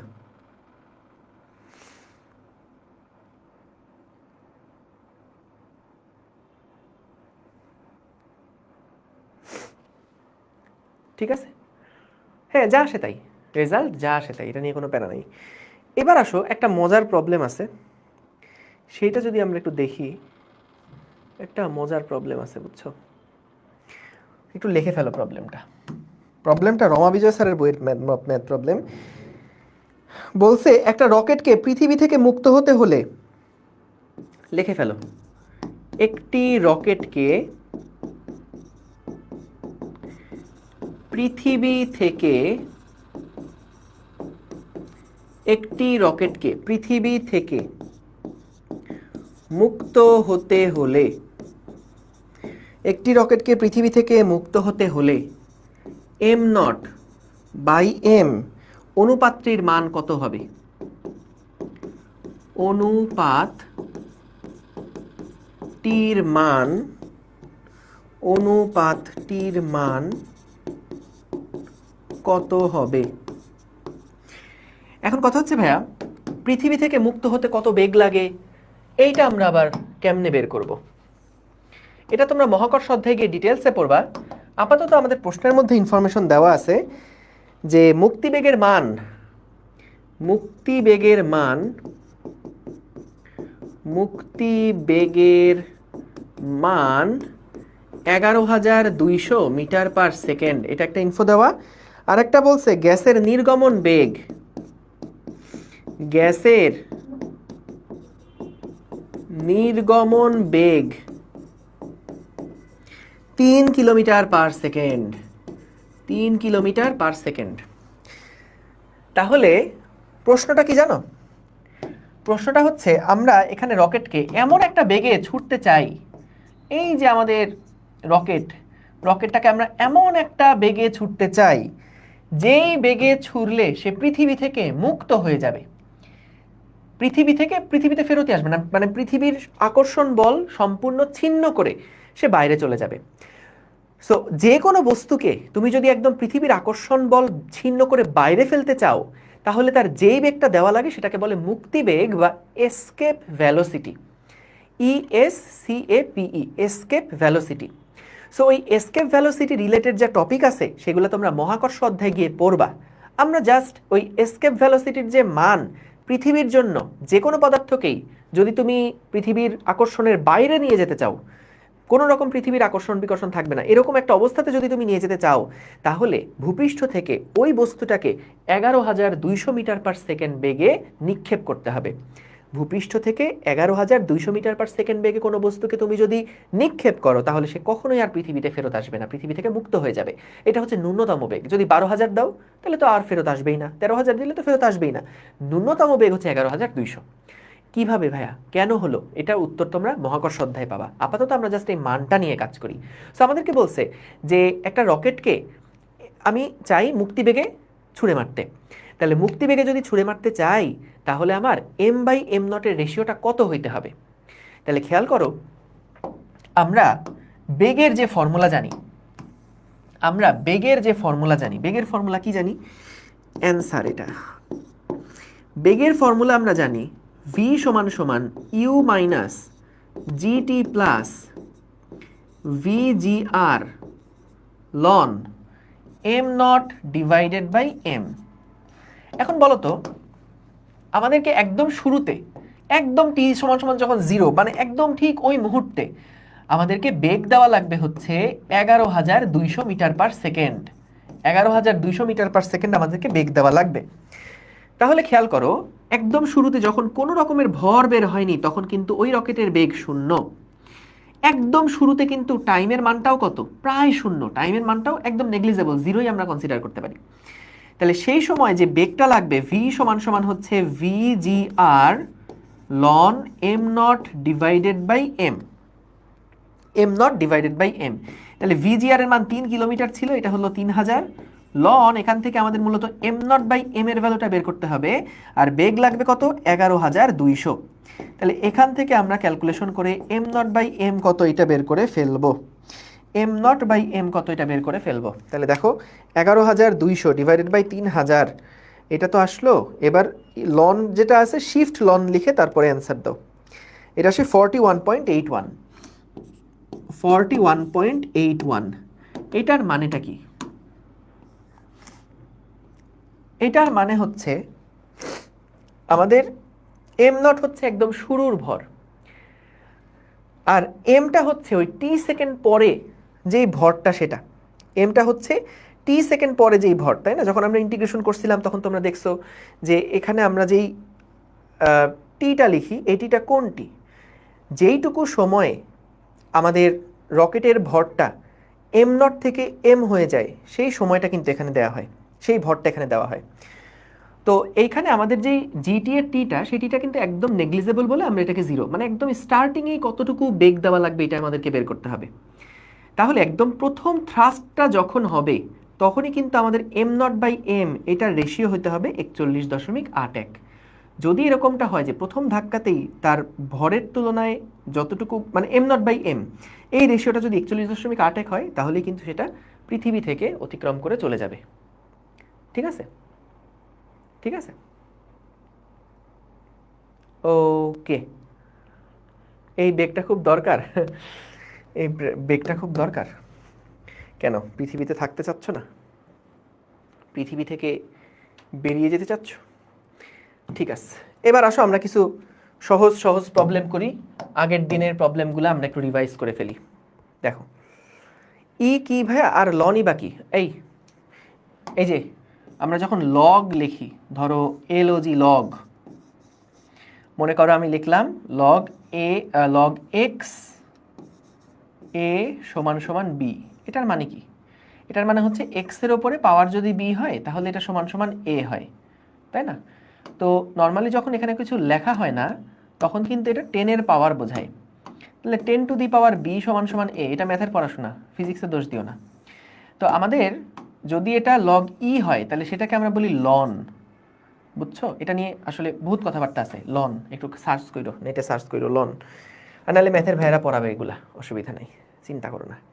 আচ্ছা, আরেকটা জিনিস তোমাদেরকে একটু জানাই রাখি, আমরা কিন্তু, তোমরা যারা আমাদের সাইকেলগুলোতে ভর্তি আসো, তোমাদেরকে গাইড দেওয়ার জন্য, বিশেষ করে কয়টা রেকর্ড ক্লাস জমা আছে, কয়টা কোন কোন চ্যাপ্টার পড়া হয়েছে, কলেজে কী কী চ্যাপ্টার আছে, এই সমস্ত ইনফরমেশনগুলো জানার জন্য, মূলত তোমাদের খোঁজ খবর নেওয়ার জন্য আমরা কিন্তু আমাদের একটা টিম নিয়েছি। সেই টিমে হচ্ছে তারা তোমাদেরকে কিন্তু ফোন দিয়ে খোঁজ খবর নিবে। সো তোমাদের যে টাইপের প্রবলেমগুলো আছে সেই টাইপের প্রবলেমগুলো ওই ভাই আপুদের সাথে একটু শেয়ার করো, ওগুলা কিন্তু সরাসরি আমাদের কাছে আসে। তো এটার জন্য বলতেছি যে তোমাদের কিন্তু ফোন দিবে, এটা ম্যাথেও যারা আসো, ফিজিক্সেও যারা আসো, কেমিস্ট্রিতেও যারা আসো, বায়োলজিতেও যারা আসো, এসিএসের যে কোনো সাইকেলে থাকলেই তোমার কাছে কিন্তু ফোন যাবে। এবং ভায়াপুরা তোমাদের সাথে কথা বলে ধরো কোন কোন সাইকেলগুলো এখন চলতেছে, প্লাস আমাদের তোমাদের কতগুলো চ্যাপ্টার রেকর্ড দেখা হয়েছে, পরীক্ষা দিচ্ছ কিনা, মানে জাস্ট খোঁজ খবর রাখা। নর্মালি তো দেখা যায় অফলাইন হইলে তোমাদের সাথে একটা কমিউনিকেশন থাকে, যোগাযোগ থাকে, অনলাইন হওয়ায় তো ওই যোগাযোগটা আসলে থাকে না। সো এই কারণে যাতে করে এক মানে তোমাদের বর্তমান কারেন্ট পজিশনটা কি এটা একটু জানায়ও। বুঝতে পারছো? আজকে দিছিল? ঠিক আছে। কখন কল দিবে এটা আসলে ঠিক নাই, যদি দেখো যে কল তুমি ধরতে পারো নাই তাহলে একটু কল ব্যাক করিও, ঠিক আছে? একটু কল ব্যাক করিও, ঠিক আছে? বায়োলজিটা কল দিছিল, আচ্ছা ঠিক আছে। আমরা ফোন দিতে গেলে আর ক্লাস নিতে পারবো না। এই জন্যই ধরো আমরা টিম একদম আলাদা করে রাখছি, কারণ যেহেতু তোমাদের সাথে একটা ইয়া হয়ে যাচ্ছে, মানে অনেকদিন যোগাযোগ হচ্ছে না। যোগাযোগ তো হচ্ছেই, আসলে ক্লাসের মধ্যে তো যোগাযোগ হয়ই, কিন্তু ওই যে ধরো মানে একদম তোমাদের পার্সোনাল যে সমস্যাগুলা বা একদম তোমার বর্তমান সিচুয়েশনটা কি সেটা সম্পর্কে জেনে তো আর আমরা ফিডব্যাকটা ওইভাবে দিতে পারি না। সো এই কারণে ওই ভায়াপুরাও কিন্তু তোমাদেরকে গাইড করবেন, মানে আমরা বলে দিছি যে কোনো কিছু গাইড করার আগে যাতে করে আমাদের সাথে কথা বলে শিওর হয়ে তারপরে গাইড করেন। তো সেই কারণে তারা যদি এরকম হয় যে গাইড ওই সময় করতে পারতেছে না, হয়তো এমন তুমি একটা প্রবলেমের কথা বলছো যেটার সলিউশন হয়তো ওনারা জানে না, সেক্ষেত্রে ওনারা তখন আমাদের সাথে কথা বলে তোমার কাছে পৌঁছাই দিবে। বুঝতে পারছো? এই আর কি। ঠিক আছে, চলো এই প্রবলেমটা দেখি। কল দিয়ে কি বলবে? বকা দিবে, কল দিয়ে বকা দিবে। হ্যাঁ, পড়াশোনা করো না কেন, নাম্বার কত পাইছো, এই বকা দিবে। না না, এখানে তো আসলে ওইরকম না যে তোমাকে মানে অফলাইন ক্লাসে কি হয় যে তুমি পড়া পারতেছো না, তোমাকে জেলের মধ্যে ভরে দিলাম, তাই না? অফলাইন ক্লাসে তো এগুলো করা যায়, তো অনলাইনে তো তোমাকে আমি পারবো না। সো এই কারণে একটু কথাবার্তা বলে তোমাদেরকে একটু ঝাড়ির উপর রাখা। বুঝতে পারছো? না না, এটা গতকালকে থেকে কল দেওয়া শুরু হয়েছে, তো টোটাল হচ্ছে অনেকগুলো ফোন দেওয়া লাগবে। তো এই কারণে তোমার কাছে আসতে হয়তো সময় লাগবে, কিন্তু এটা মানে তোমরা অন্য ফেক কল ভেবো না আর কি, ঠিক আছে? ওকে, না আর্কাইভে গ্র্যাভিটেশন ফুল সিলেবাসের আছে, ফুল সিলেবাসের আছে, ঠিক আছে। দেখো, আর কতক্ষণ পড়াবো? এই কেন তোমরা তো অস্থির হয়েছো কেন? আজকে পড়ানো শুরুই করলাম না এখনো।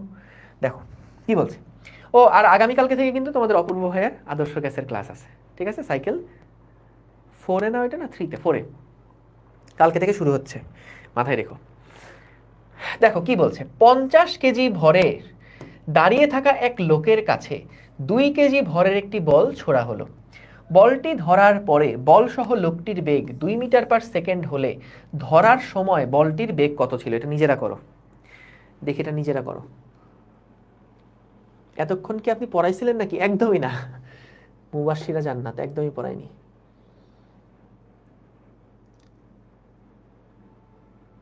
আমাদের লাক ভালো আছে কস স্যার, আমরা তোমার কমেন্ট পড়ছে, তোমাদের কমেন্ট শোনো, যারা ফেসবুকে কমেন্ট করো, যারা ওয়েব অ্যাপে কমেন্ট করো, আমার সামনে 2টা কমেন্টই কিন্তু থাকে। সো আমি কিন্তু সব কিছুই দেখি।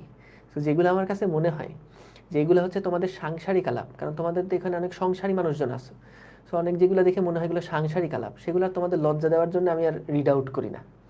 বুঝতে পারছো? যেগুলো মনে হয় যে না আমার সাথে রিলেটেড, পড়াশোনার সাথে সম্পর্কিত, সেইগুলো দেখা যায় এখানে পড়া হয়।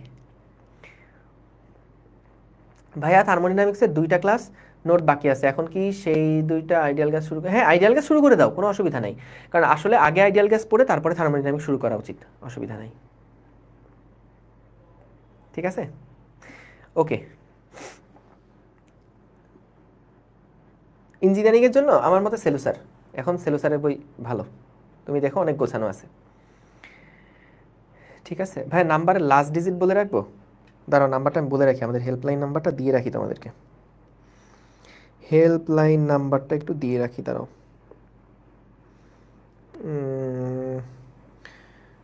এটা একটু বড় নাম্বার, সবাই একটু লিখে নিতে পারো।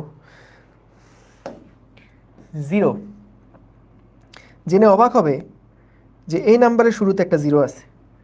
096770077005588, এবং যে কোনো প্রবলেম হইলেই তোমরা এখানে জানাও, যে কোনো প্রবলেম হইলেই এই নাম্বারে জানাও, ঠিক আছে? এই নাম্বার থেকেই কল যাবে, যে কোনো ঝামেলা হলে, কোনো ইস্যু যদি হয় তাহলে এই নাম্বারে জানাও, ঠিক আছে? এটা কার নাম্বার? এটা এসিএস এর হেল্পলাইন নাম্বার, ঠিক আছে? ওকে,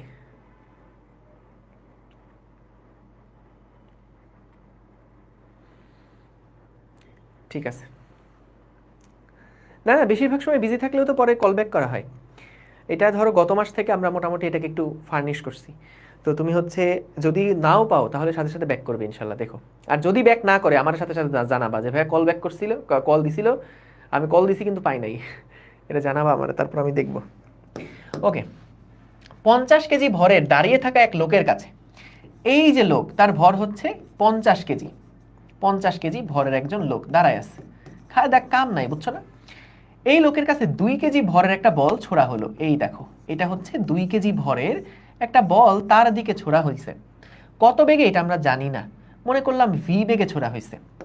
তো যখন এর দিকে ছোড়া হয়েছে তখন দেখা গেল যে এই লোকটা বলটাকে হাতে নিয়ে, এই লোকটা বলটাকে হাতে নিছে, বলটাকে হাতে নিয়ে সে হচ্ছে এই দিক বরাবর 2 মিটার পার সেকেন্ড বেগ অর্জন করলো, 2 মিটার পার সেকেন্ড বেগ অর্জন করলো। তাহলে আমাদেরকে বের করতে বলছে যে এই বেগের মানটা কত।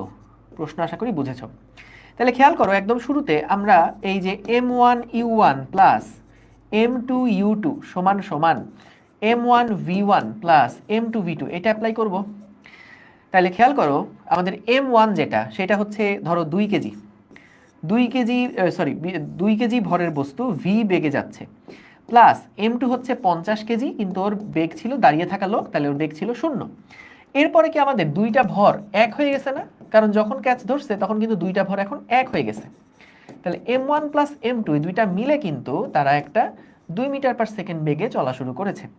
তাহলে এখান থেকে আমরা পাই 2v সমান সমান m1 প্লাস m2 মানে হচ্ছে 52, 52 ইন্টু 2, 2 2 কাটাকাটি হলে তোমরা জেনে অবাক হবে যে বলের বেগ ছিল 52 মিটার পার সেকেন্ড। বলের বেগ ছিল 52 মিটার পার সেকেন্ড। ডান, ইজি, সবাই পারছো এটা, ভেরি গুড। এই প্রবলেমগুলো আছে, সহজ আছে, এইটা একটু দেখো আগে। প্রবলেমটা একটু তুলে ফেলো, প্রবলেমটা একটু খাতায় তুলে ফেলো। আমার এই স্লাইডটা একটু এদিক ওদিক করা লাগবে ক্লাস শেষ হলে, স্লাইডটা একটুখানি এদিক ওদিক করা লাগবে।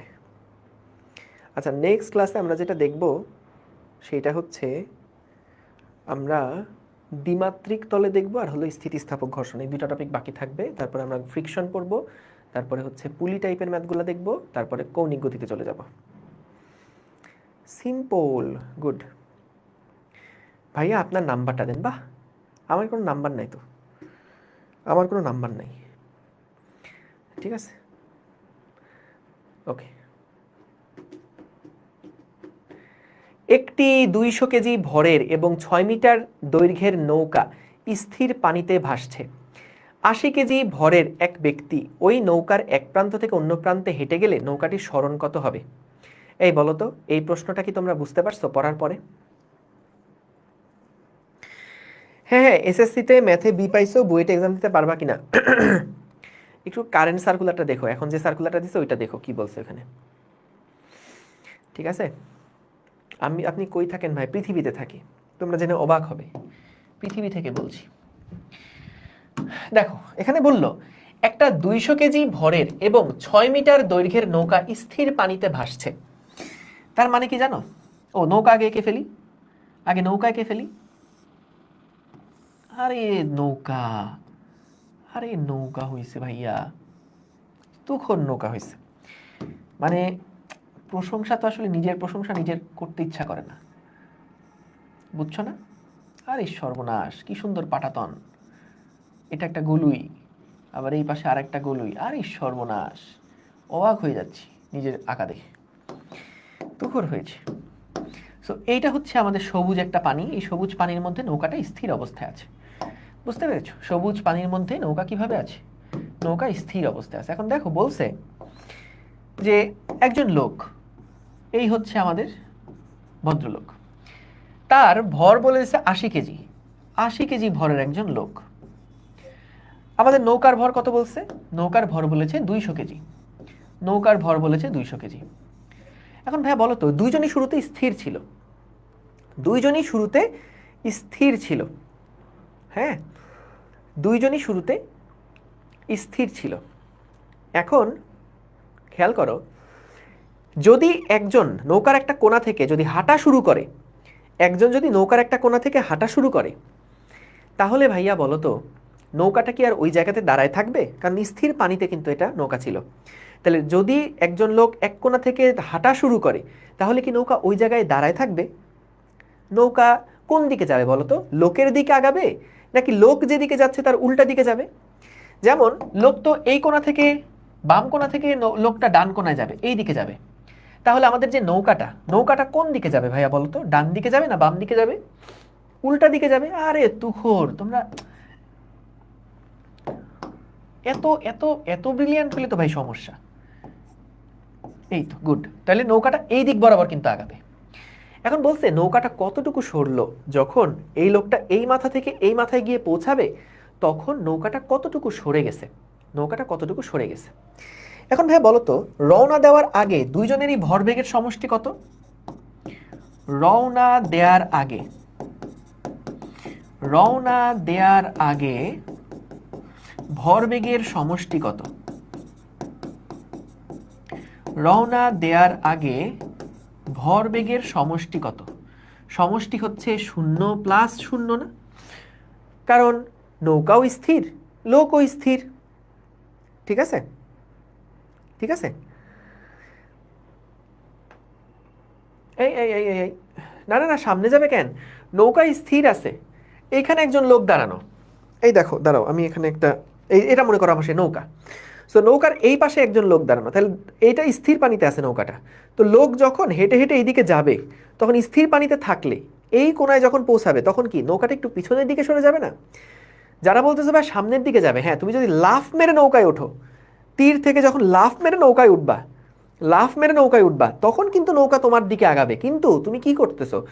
স্থির নৌকা দাঁড়ায় আছে, তুমি এক কোণা থেকে রওনা দিয়ে আরেক কোণায় যেতে চাও, এক কোণা থেকে রওনা দিয়ে আরেক কোণায় যেতে চাও, তাহলে নৌকা কি পিছনের দিকে যাবে না? বলো বলো বলো, এটা বুঝছো কিনা? বলো বলো বলো বলো বলো বলো, বুঝছো কিনা? আপনি তো হাত দিয়ে সরাইছেন। আরে ভাই, আমি হাত দিয়ে আচ্ছাই না, এই যে এই যে এই যে এবার দেখো, এই যে, ঠিক আছে, হয়েছে? এই যে যদি আমি এইভাবে করে যাই, তাহলে দেখো এই যে এই যে এই যে, দেখছো নৌকাটা পিছনের দিকে যাচ্ছে। আরে স্বাভাবিক না, যখন লোক সামনের দিকে আগাবে তখন পা দিয়ে কি সে নৌকাকে পিছনের দিকে ঠেলছে না? যখন এই লোক সামনে আগাবে তখন কি পা দিয়ে তো সে এই নৌকাকে পিছনের দিকে ধাক্কা দিচ্ছে, তাহলে নৌকা পিছনের দিকে যাবে। ঠিক আছে, ওকে। এখন খেয়াল করো, রওনা দেওয়ার আগে কিন্তু তাদের ভরবেগের সমষ্টি 0।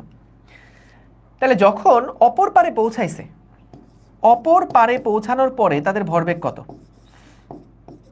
অপর পারে পৌঁছানোর পর মোট ভরবেগ কত?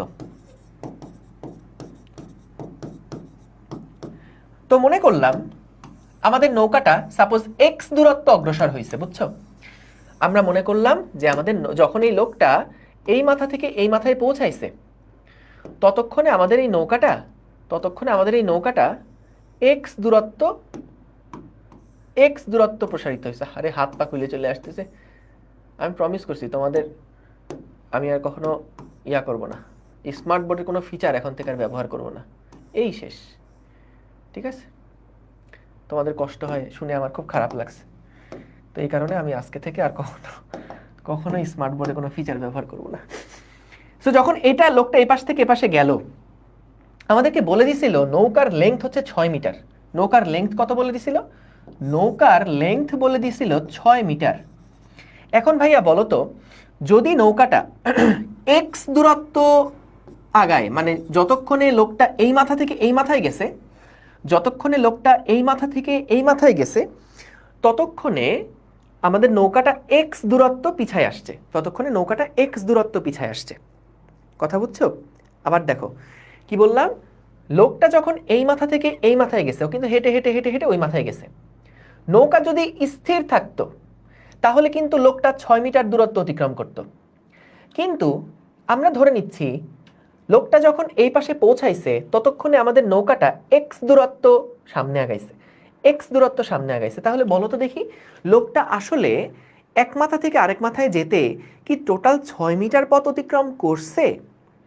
স্থির কোনো পর্যবেক্ষকের সাপেক্ষেও কি 6 মিটার পথ অতিক্রম করছে আসলে? বলো তো না। কতটুকু? এই যে তোফাজ্জল, ভেরি গুড, 6 - x পরিমাণ দূরত্ব অতিক্রম করছে। জিনিসটা দেখো, আমরা বললাম ধরো ভাইয়া এইটুকু দূরত্ব হলো 6 মিটার, এইটুকু দূরত্ব হচ্ছে 6 মিটার। তো আমাদের একজন লোক সে এখান থেকে যাত্রা শুরু করছে। এখন দেখা গেল সে যদি এই জিনিসটা যদি স্থির থাকতো, এখান থেকে এখানে পৌঁছাইতে তার 6 মিটার দূরত্ব যাওয়া লাগতো। কিন্তু কি হলো, এই জিনিসটা দেখা গেল, এই জিনিসটা দেখা গেল, হ্যাঁ এই জিনিসটা দেখা গেল যে পিছনের দিকে x দূরত্ব সরে আসছে। তাহলে বলো তো, যখন আমাদের লোকটা এখানে রওনা দিছিল, সে যখন এই পয়েন্টে পৌঁছাবে, এই পয়েন্টের দূরত্বটা আসলে কত হবে? 6 থেকে যতটুকু সে নৌকাটা সামনে আগায় গেছে তত মাইনাস করতে হবে। 6 - x দূরত্ব তাহলে লোকটা টোটাল অতিক্রম করলো। বলো তো ভাইয়া, এটা কি বুঝেছো কিনা?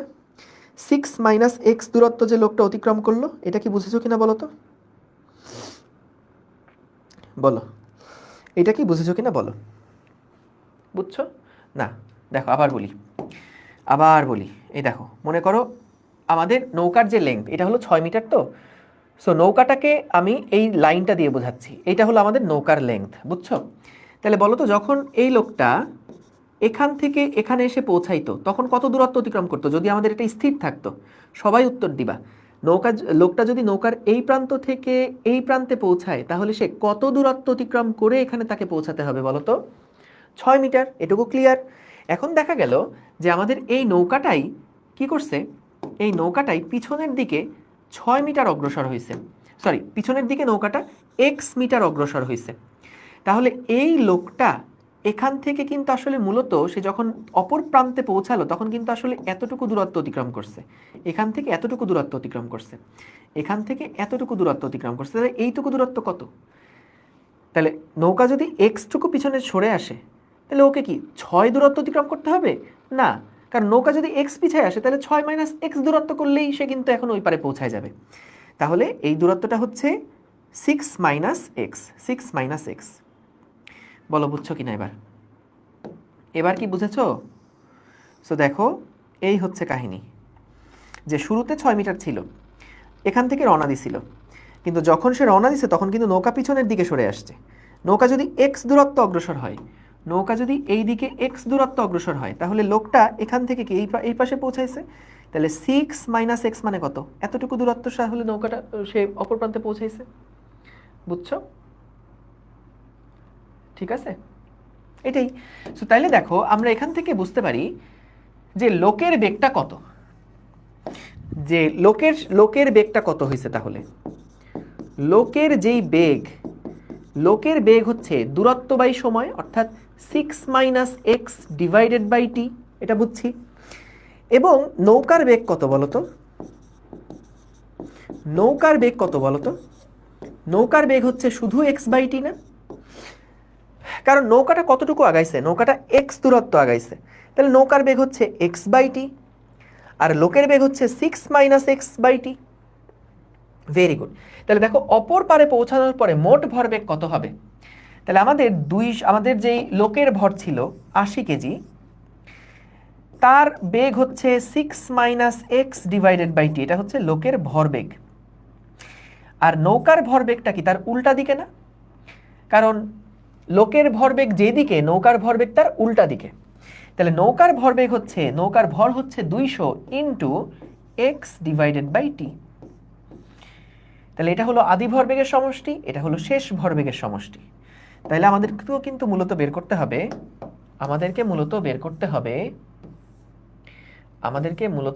হবে, যে এক্স এর মান কত।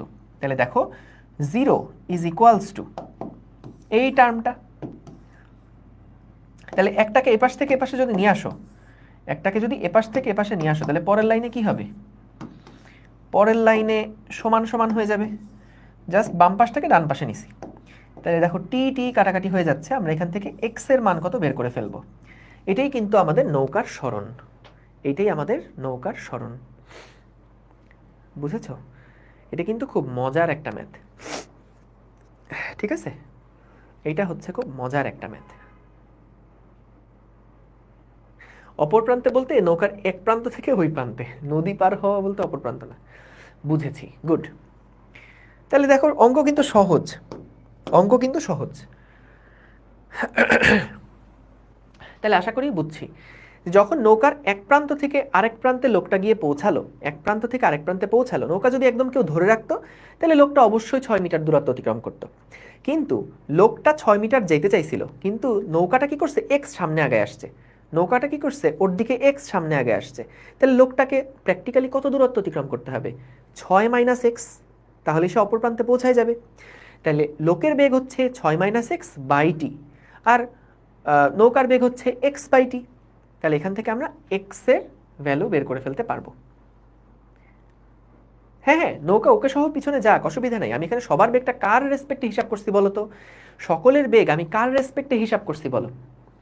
কার রেসপেক্টে হিসাব করছি? যে কোনো একজন পর্যবেক্ষকের রেসপেক্টে কি সবার বেগটা বের করতে হয় না? সো তাহলে এখানে কার রেসপেক্টে বের করছি বলো তো? স্থির কোনো পর্যবেক্ষকের সাপেক্ষে বের করছি। যে স্থির কোনো পর্যবেক্ষকের সাপেক্ষে লোকটা কত দূরত্ব অতিক্রম করলো, 6 হওয়ার কথা ছিল কিন্তু 6 মাইনাস এক্স দূরত্ব অতিক্রম করছে বাই টি। আর নৌকাটা কত দূরত্ব অতিক্রম করছে, এক্স বাই টি। তাহলে হয়ে গেল, শেষ। বুঝছো? তাহলে এখান থেকে আমরা এক্স এর মান বের করে ফেলবো। এক্স এর মান কত আসে, 1.71, 1.71 মিটার, 1.71 মিটার। বুঝেছো? দেখো ক্লিয়ার কিনা?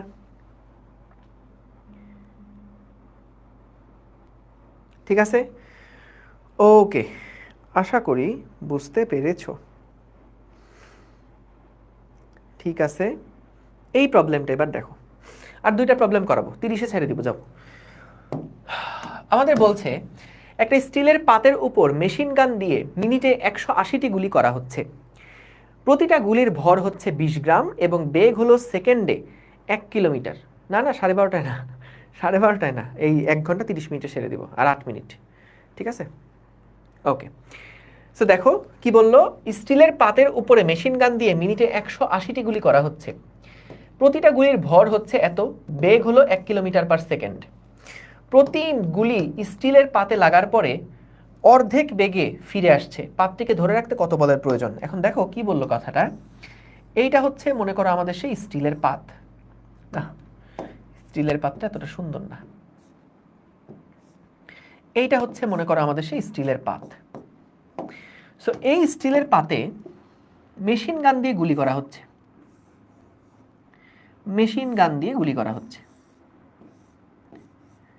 ঢিচিয়া ঢিচিয়া করে গুলি করছে। ঠিক আছে, গুলি করছে। এখন যখন এখানে গুলি করবে, খুব স্বাভাবিকভাবে কি হওয়ার কথা, এই পাতটা দূরে সরে যাওয়ার কথা না? কিন্তু এখানে বলল যে আমরা এটাকে ঠেকায় রাখবো, এটাকে একটা বল দিয়ে ঠেকায় রাখবো। সো যদি আমি এখানে গুলি আসার পরেও পাতটাকে নিজের জায়গায় স্থির রাখতে চাই, তাহলে কত বল দিয়ে এটাকে ঠেকায় রাখতে হবে? কত বল দিয়ে এটাকে ঠেকায় রাখতে হবে? পাতটাকে ধরে রাখতে কত বল প্রয়োজন বলো? প্রশ্ন বুঝেছো কিনা? প্রশ্ন বুঝেছো কিনা বলো? প্রশ্ন বুঝেছো কিনা বলো? ইয়েস, বুঝছি, গুড। যে আমার একটা পাতের মধ্যে গুলি করছে, সো যদি গুলি করে তাহলে কি হবে? এটা তো দূরে সরে যাওয়ার কথা বা ভেদ করে চলে যাওয়ার কথা। আপাতত ভেদের কথা বাদ দাও, যে মনে করো এত শক্ত একটা স্টিলের পাত যে গুলিটা ভেদ করে আবার ফেরত আসছে। তো যদি এটা ফেরত আসে তাহলে কিন্তু এটাকে একটা ধাক্কা দিচ্ছে। সো ধাক্কা দিলে পাতটা যেটা পাতটার কিন্তু দূরে সরে যাওয়ার কথা। কিন্তু এই পাতটাকে আমরা চাই এই জায়গায় ধরে রাখতে। তাহলে কি হবে? এই গুলিগুলা যত বল প্রয়োগ করবে, গুলিগুলা যত বল প্রয়োগ করবে, আমাকে ঠিক সমান একটা বল এই দিকে প্রয়োগ করে এটাকে স্থির রাখতে হবে না? গুড। তাহলে আমরা কি বের করব? আমরা আগে বের করব যে পাতের উপরে প্রযুক্ত বল কত হচ্ছে, যে এই গুলিগুলা পাতের উপরে কতখানি ফোর্স অ্যাপ্লাই করছে। ওই যে আমরা যেমন দেওয়ালের উপরে প্রযুক্ত বল বের করছিলাম না, ঠিক তেমনি এখানে আমরা বের করব যদি গুলি এখানে ধাক্কা খেয়ে ফেরত যায় তাহলে দেয়ালের উপরে প্রযুক্ত বল কত, পাতের উপরে প্রযুক্ত বল কত। তাহলে পাতের উপরে যদি 10 নিউটন বল কাজ করে, আমরা যদি পাতকে স্থির রাখতে চাই আমরা বিপরীত দিকে 10 নিউটনের একটা বল প্রয়োগ করব। বুঝতে পারছো? তাহলে এখন বলো তো, এই দেওয়ালের উপরে বল আমরা কিভাবে বের করতাম? ওই যে মনে আছে পানির ফোয়ারার অঙ্কটা করছিলাম, ওখানে কি আমরা দেওয়ালের ভরবেগের পরিবর্তন বের করতে পারতাম? পারতাম না। কিন্তু আমরা জানি ক্রিয়া প্রতিক্রিয়া সমান, তাহলে দেওয়ালের উপরে প্রযুক্ত যে বল সেটা কিন্তু গুলির উপরে প্রযুক্ত বলের সমান। তাহলে আমরা যদি শুধুমাত্র গুলির উপরে প্রযুক্ত বল কত এটা বের করতে পারি, এটাই হচ্ছে পাতের উপরে প্রযুক্ত বল। আর পাতের উপরে প্রযুক্ত বল এদিকে বের করতে পারলেই উল্টা দিকে কত বল দিয়ে এটাকে ধরে রাখা লাগবে সেটাও কিন্তু আমরা বের করতে পারবো না। আমরা ধরে নিচ্ছি পাত্র ছিদ্র হবে না, ঠিক আছে, পাত ছিদ্র হবে না। সো এখানে দেখো বললো আমরা তাহলে আগে কি বের করতে চাই, আমরা আগে বের করতে চাই যে গুলির ভরবেগের পরিবর্তন কত, গুলির ভরবেগের পরিবর্তনের হার কত, গুলির ভরবেগের পরিবর্তনের হার কত।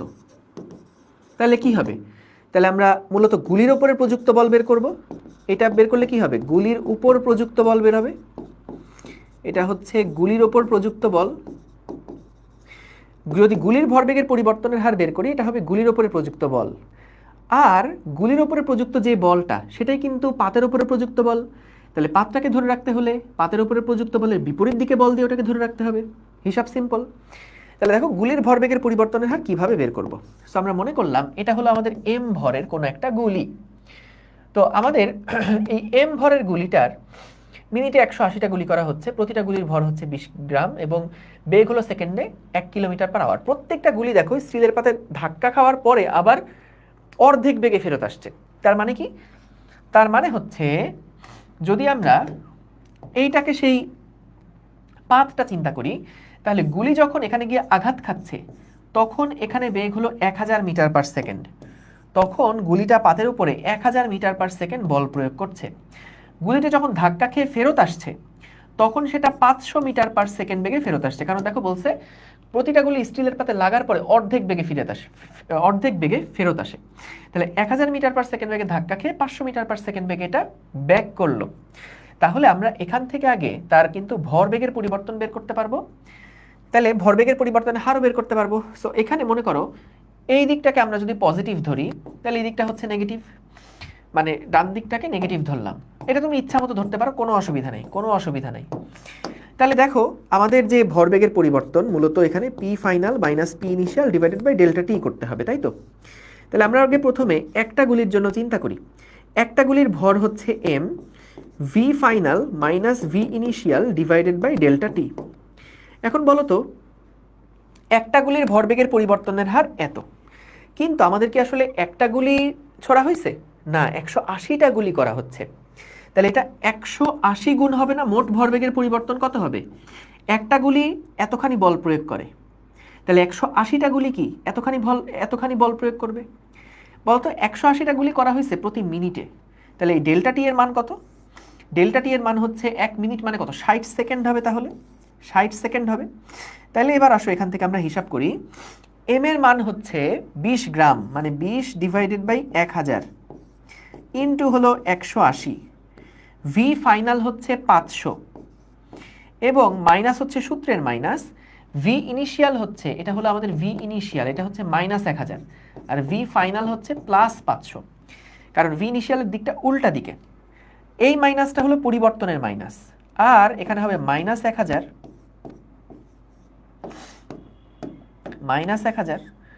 ডিভাইডেড বাই হচ্ছে 60। তাহলে এখন হিসাব করে দেখো যে গুলির উপরে প্রযুক্ত বলটা কত, গুলির উপরে প্রযুক্ত বলটা কত আসে। এখানে আসছে 1500 into 180 into 20, 1500 into 180 into 20 divided by 1000 divided by 60, এটা আসে 90 নিউটন। সো 90 নিউটন বল এই গুলিটা পাতের উপরে প্রয়োগ করছে, ঠিক আছে।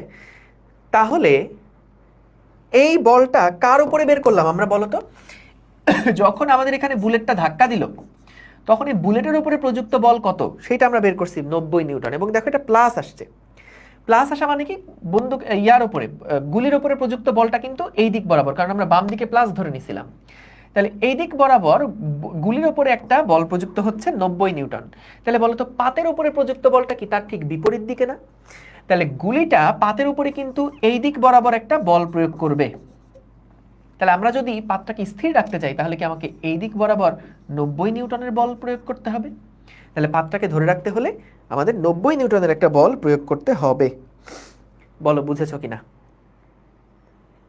ভাইয়া, প্লিজ অ্যান্সার। ডেল টি সমান 60 কেন নিছি, কারণ বলছে কি দেখো 180টা গুলি কি প্রতি মিনিটে করা হচ্ছে না, তার মানে কি প্রতি মিনিটে ওই পাতটা 180টা গুলিকে ফেরত পাঠাচ্ছে, 180টা গুলিকে ফেরত পাঠাচ্ছে। তাহলে আমরা টোটাল ভরবেগের পরিবর্তন যদি বের করতে চাই, দেখো এটা ছিল একটা গুলির ভরবেগের পরিবর্তন, তাহলে এখানে 1 মিনিটে মানে 60 সেকেন্ডে কি 180টা গুলির পরিবর্তন হয় না? তাই করলাম। বুঝেছি ভাইয়া, গুড। ঠিক আছে, গুলি তির্যকভাবে হলে কি হতো এটা আমরা নেক্সট ক্লাসে দেখব, অসুবিধা নেই। ঠিক আছে, বুঝছি, থ্যাংক ইউ। এবার এই প্রবলেমটা তোমাদের জন্য হোমওয়ার্ক দিয়ে রাখলাম, একদম সেম ম্যাথ, এটা একদম সেম ম্যাথ। সো আগেরটা বুঝলে এটা ইজিলি বুঝতে পারবা। সো বলছি বারবার করে শোনো, এই অধ্যায়টা কিন্তু একটু তোমাদের থেকে, ফিজিক্সের প্রত্যেকটা অধ্যায় আসলে একটু চিন্তা ভাবনা ডিমান্ড করে তোমাদেরকে। ধরো যে কোনো জিনিস এগুলা নিয়ে একটু ভাবো, যতটুকু সময় পড়তেছো ওই টপিকটা নিয়ে একটু চিন্তা ভাবনা করতে হবে ভাইয়া। চিন্তা ভাবনা মানে এই না যে তুমি নতুন কিছু আবিষ্কার করার জন্য চিন্তা করতেছো, সেইটা না। যেটা পড়ছো সেইটাই যখন তুমি পড়াশোনার মধ্যে নাই সেই সময়েও একবার মাথার মধ্যে রিভাইজ দিতে থাকবা, একটু মাথার মধ্যে খেলাইতে থাকবা এটা কি ছিল, ভাই আজকে কি পড়াইলো। তাহলে ক্লাস শেষ হওয়ার পরপরই একবার রিভিশন দিয়ে দিতে হবে, এবং তারপরে যখনই একটু ফ্রি টাইম পাচ্ছ, পড়াশোনার মধ্যে নাই ফ্রি টাইম পাচ্ছ, তখনই একটু চেষ্টা করো কাউকে বুঝাইতে, অথবা নিজেই একবার নিজেকে বোঝাও। ভাই এটা না করলে কিন্তু আগাইতে পারবা না, আমি বললাম। তোমার কাছে মনে হবে তুমি লিঙ্ক খুঁজে পাচ্ছ না, লিঙ্ক বলতে একটা টপিক পড়ছো আর একটা টপিক পড়ছো, পড়ার মধ্যে লিঙ্ক খুঁজে পাচ্ছ না, এরকম লাগবে কিন্তু। কারণ টপিকগুলো নতুন এবং এতগুলো সাবজেক্ট তোমরা একসাথে পড়তেছো, ফিজিক্স, কেমিস্ট্রি, ম্যাথ, খুব স্বাভাবিক এই জিনিস 2 দিন মনে রাখাও খুব কঠিন যা আজকে পড়তেছো। তো এটার জন্য রেগুলার বেসিসে রিভিশন দাও, এবং একটা জিনিস পড়ার সাথে সাথে হয় নিজেকে বোঝাও অথবা কাউকে না কাউকে বোঝাও, তা না হলে কিন্তু ঝামেলা হয়ে যাবে। বুঝতে পারছো? স্ফটিক স্বচ্ছ, থ্যাংক ইউ সো মাচ, আসসালামু আলাইকুম, আল্লাহ হাফিজ।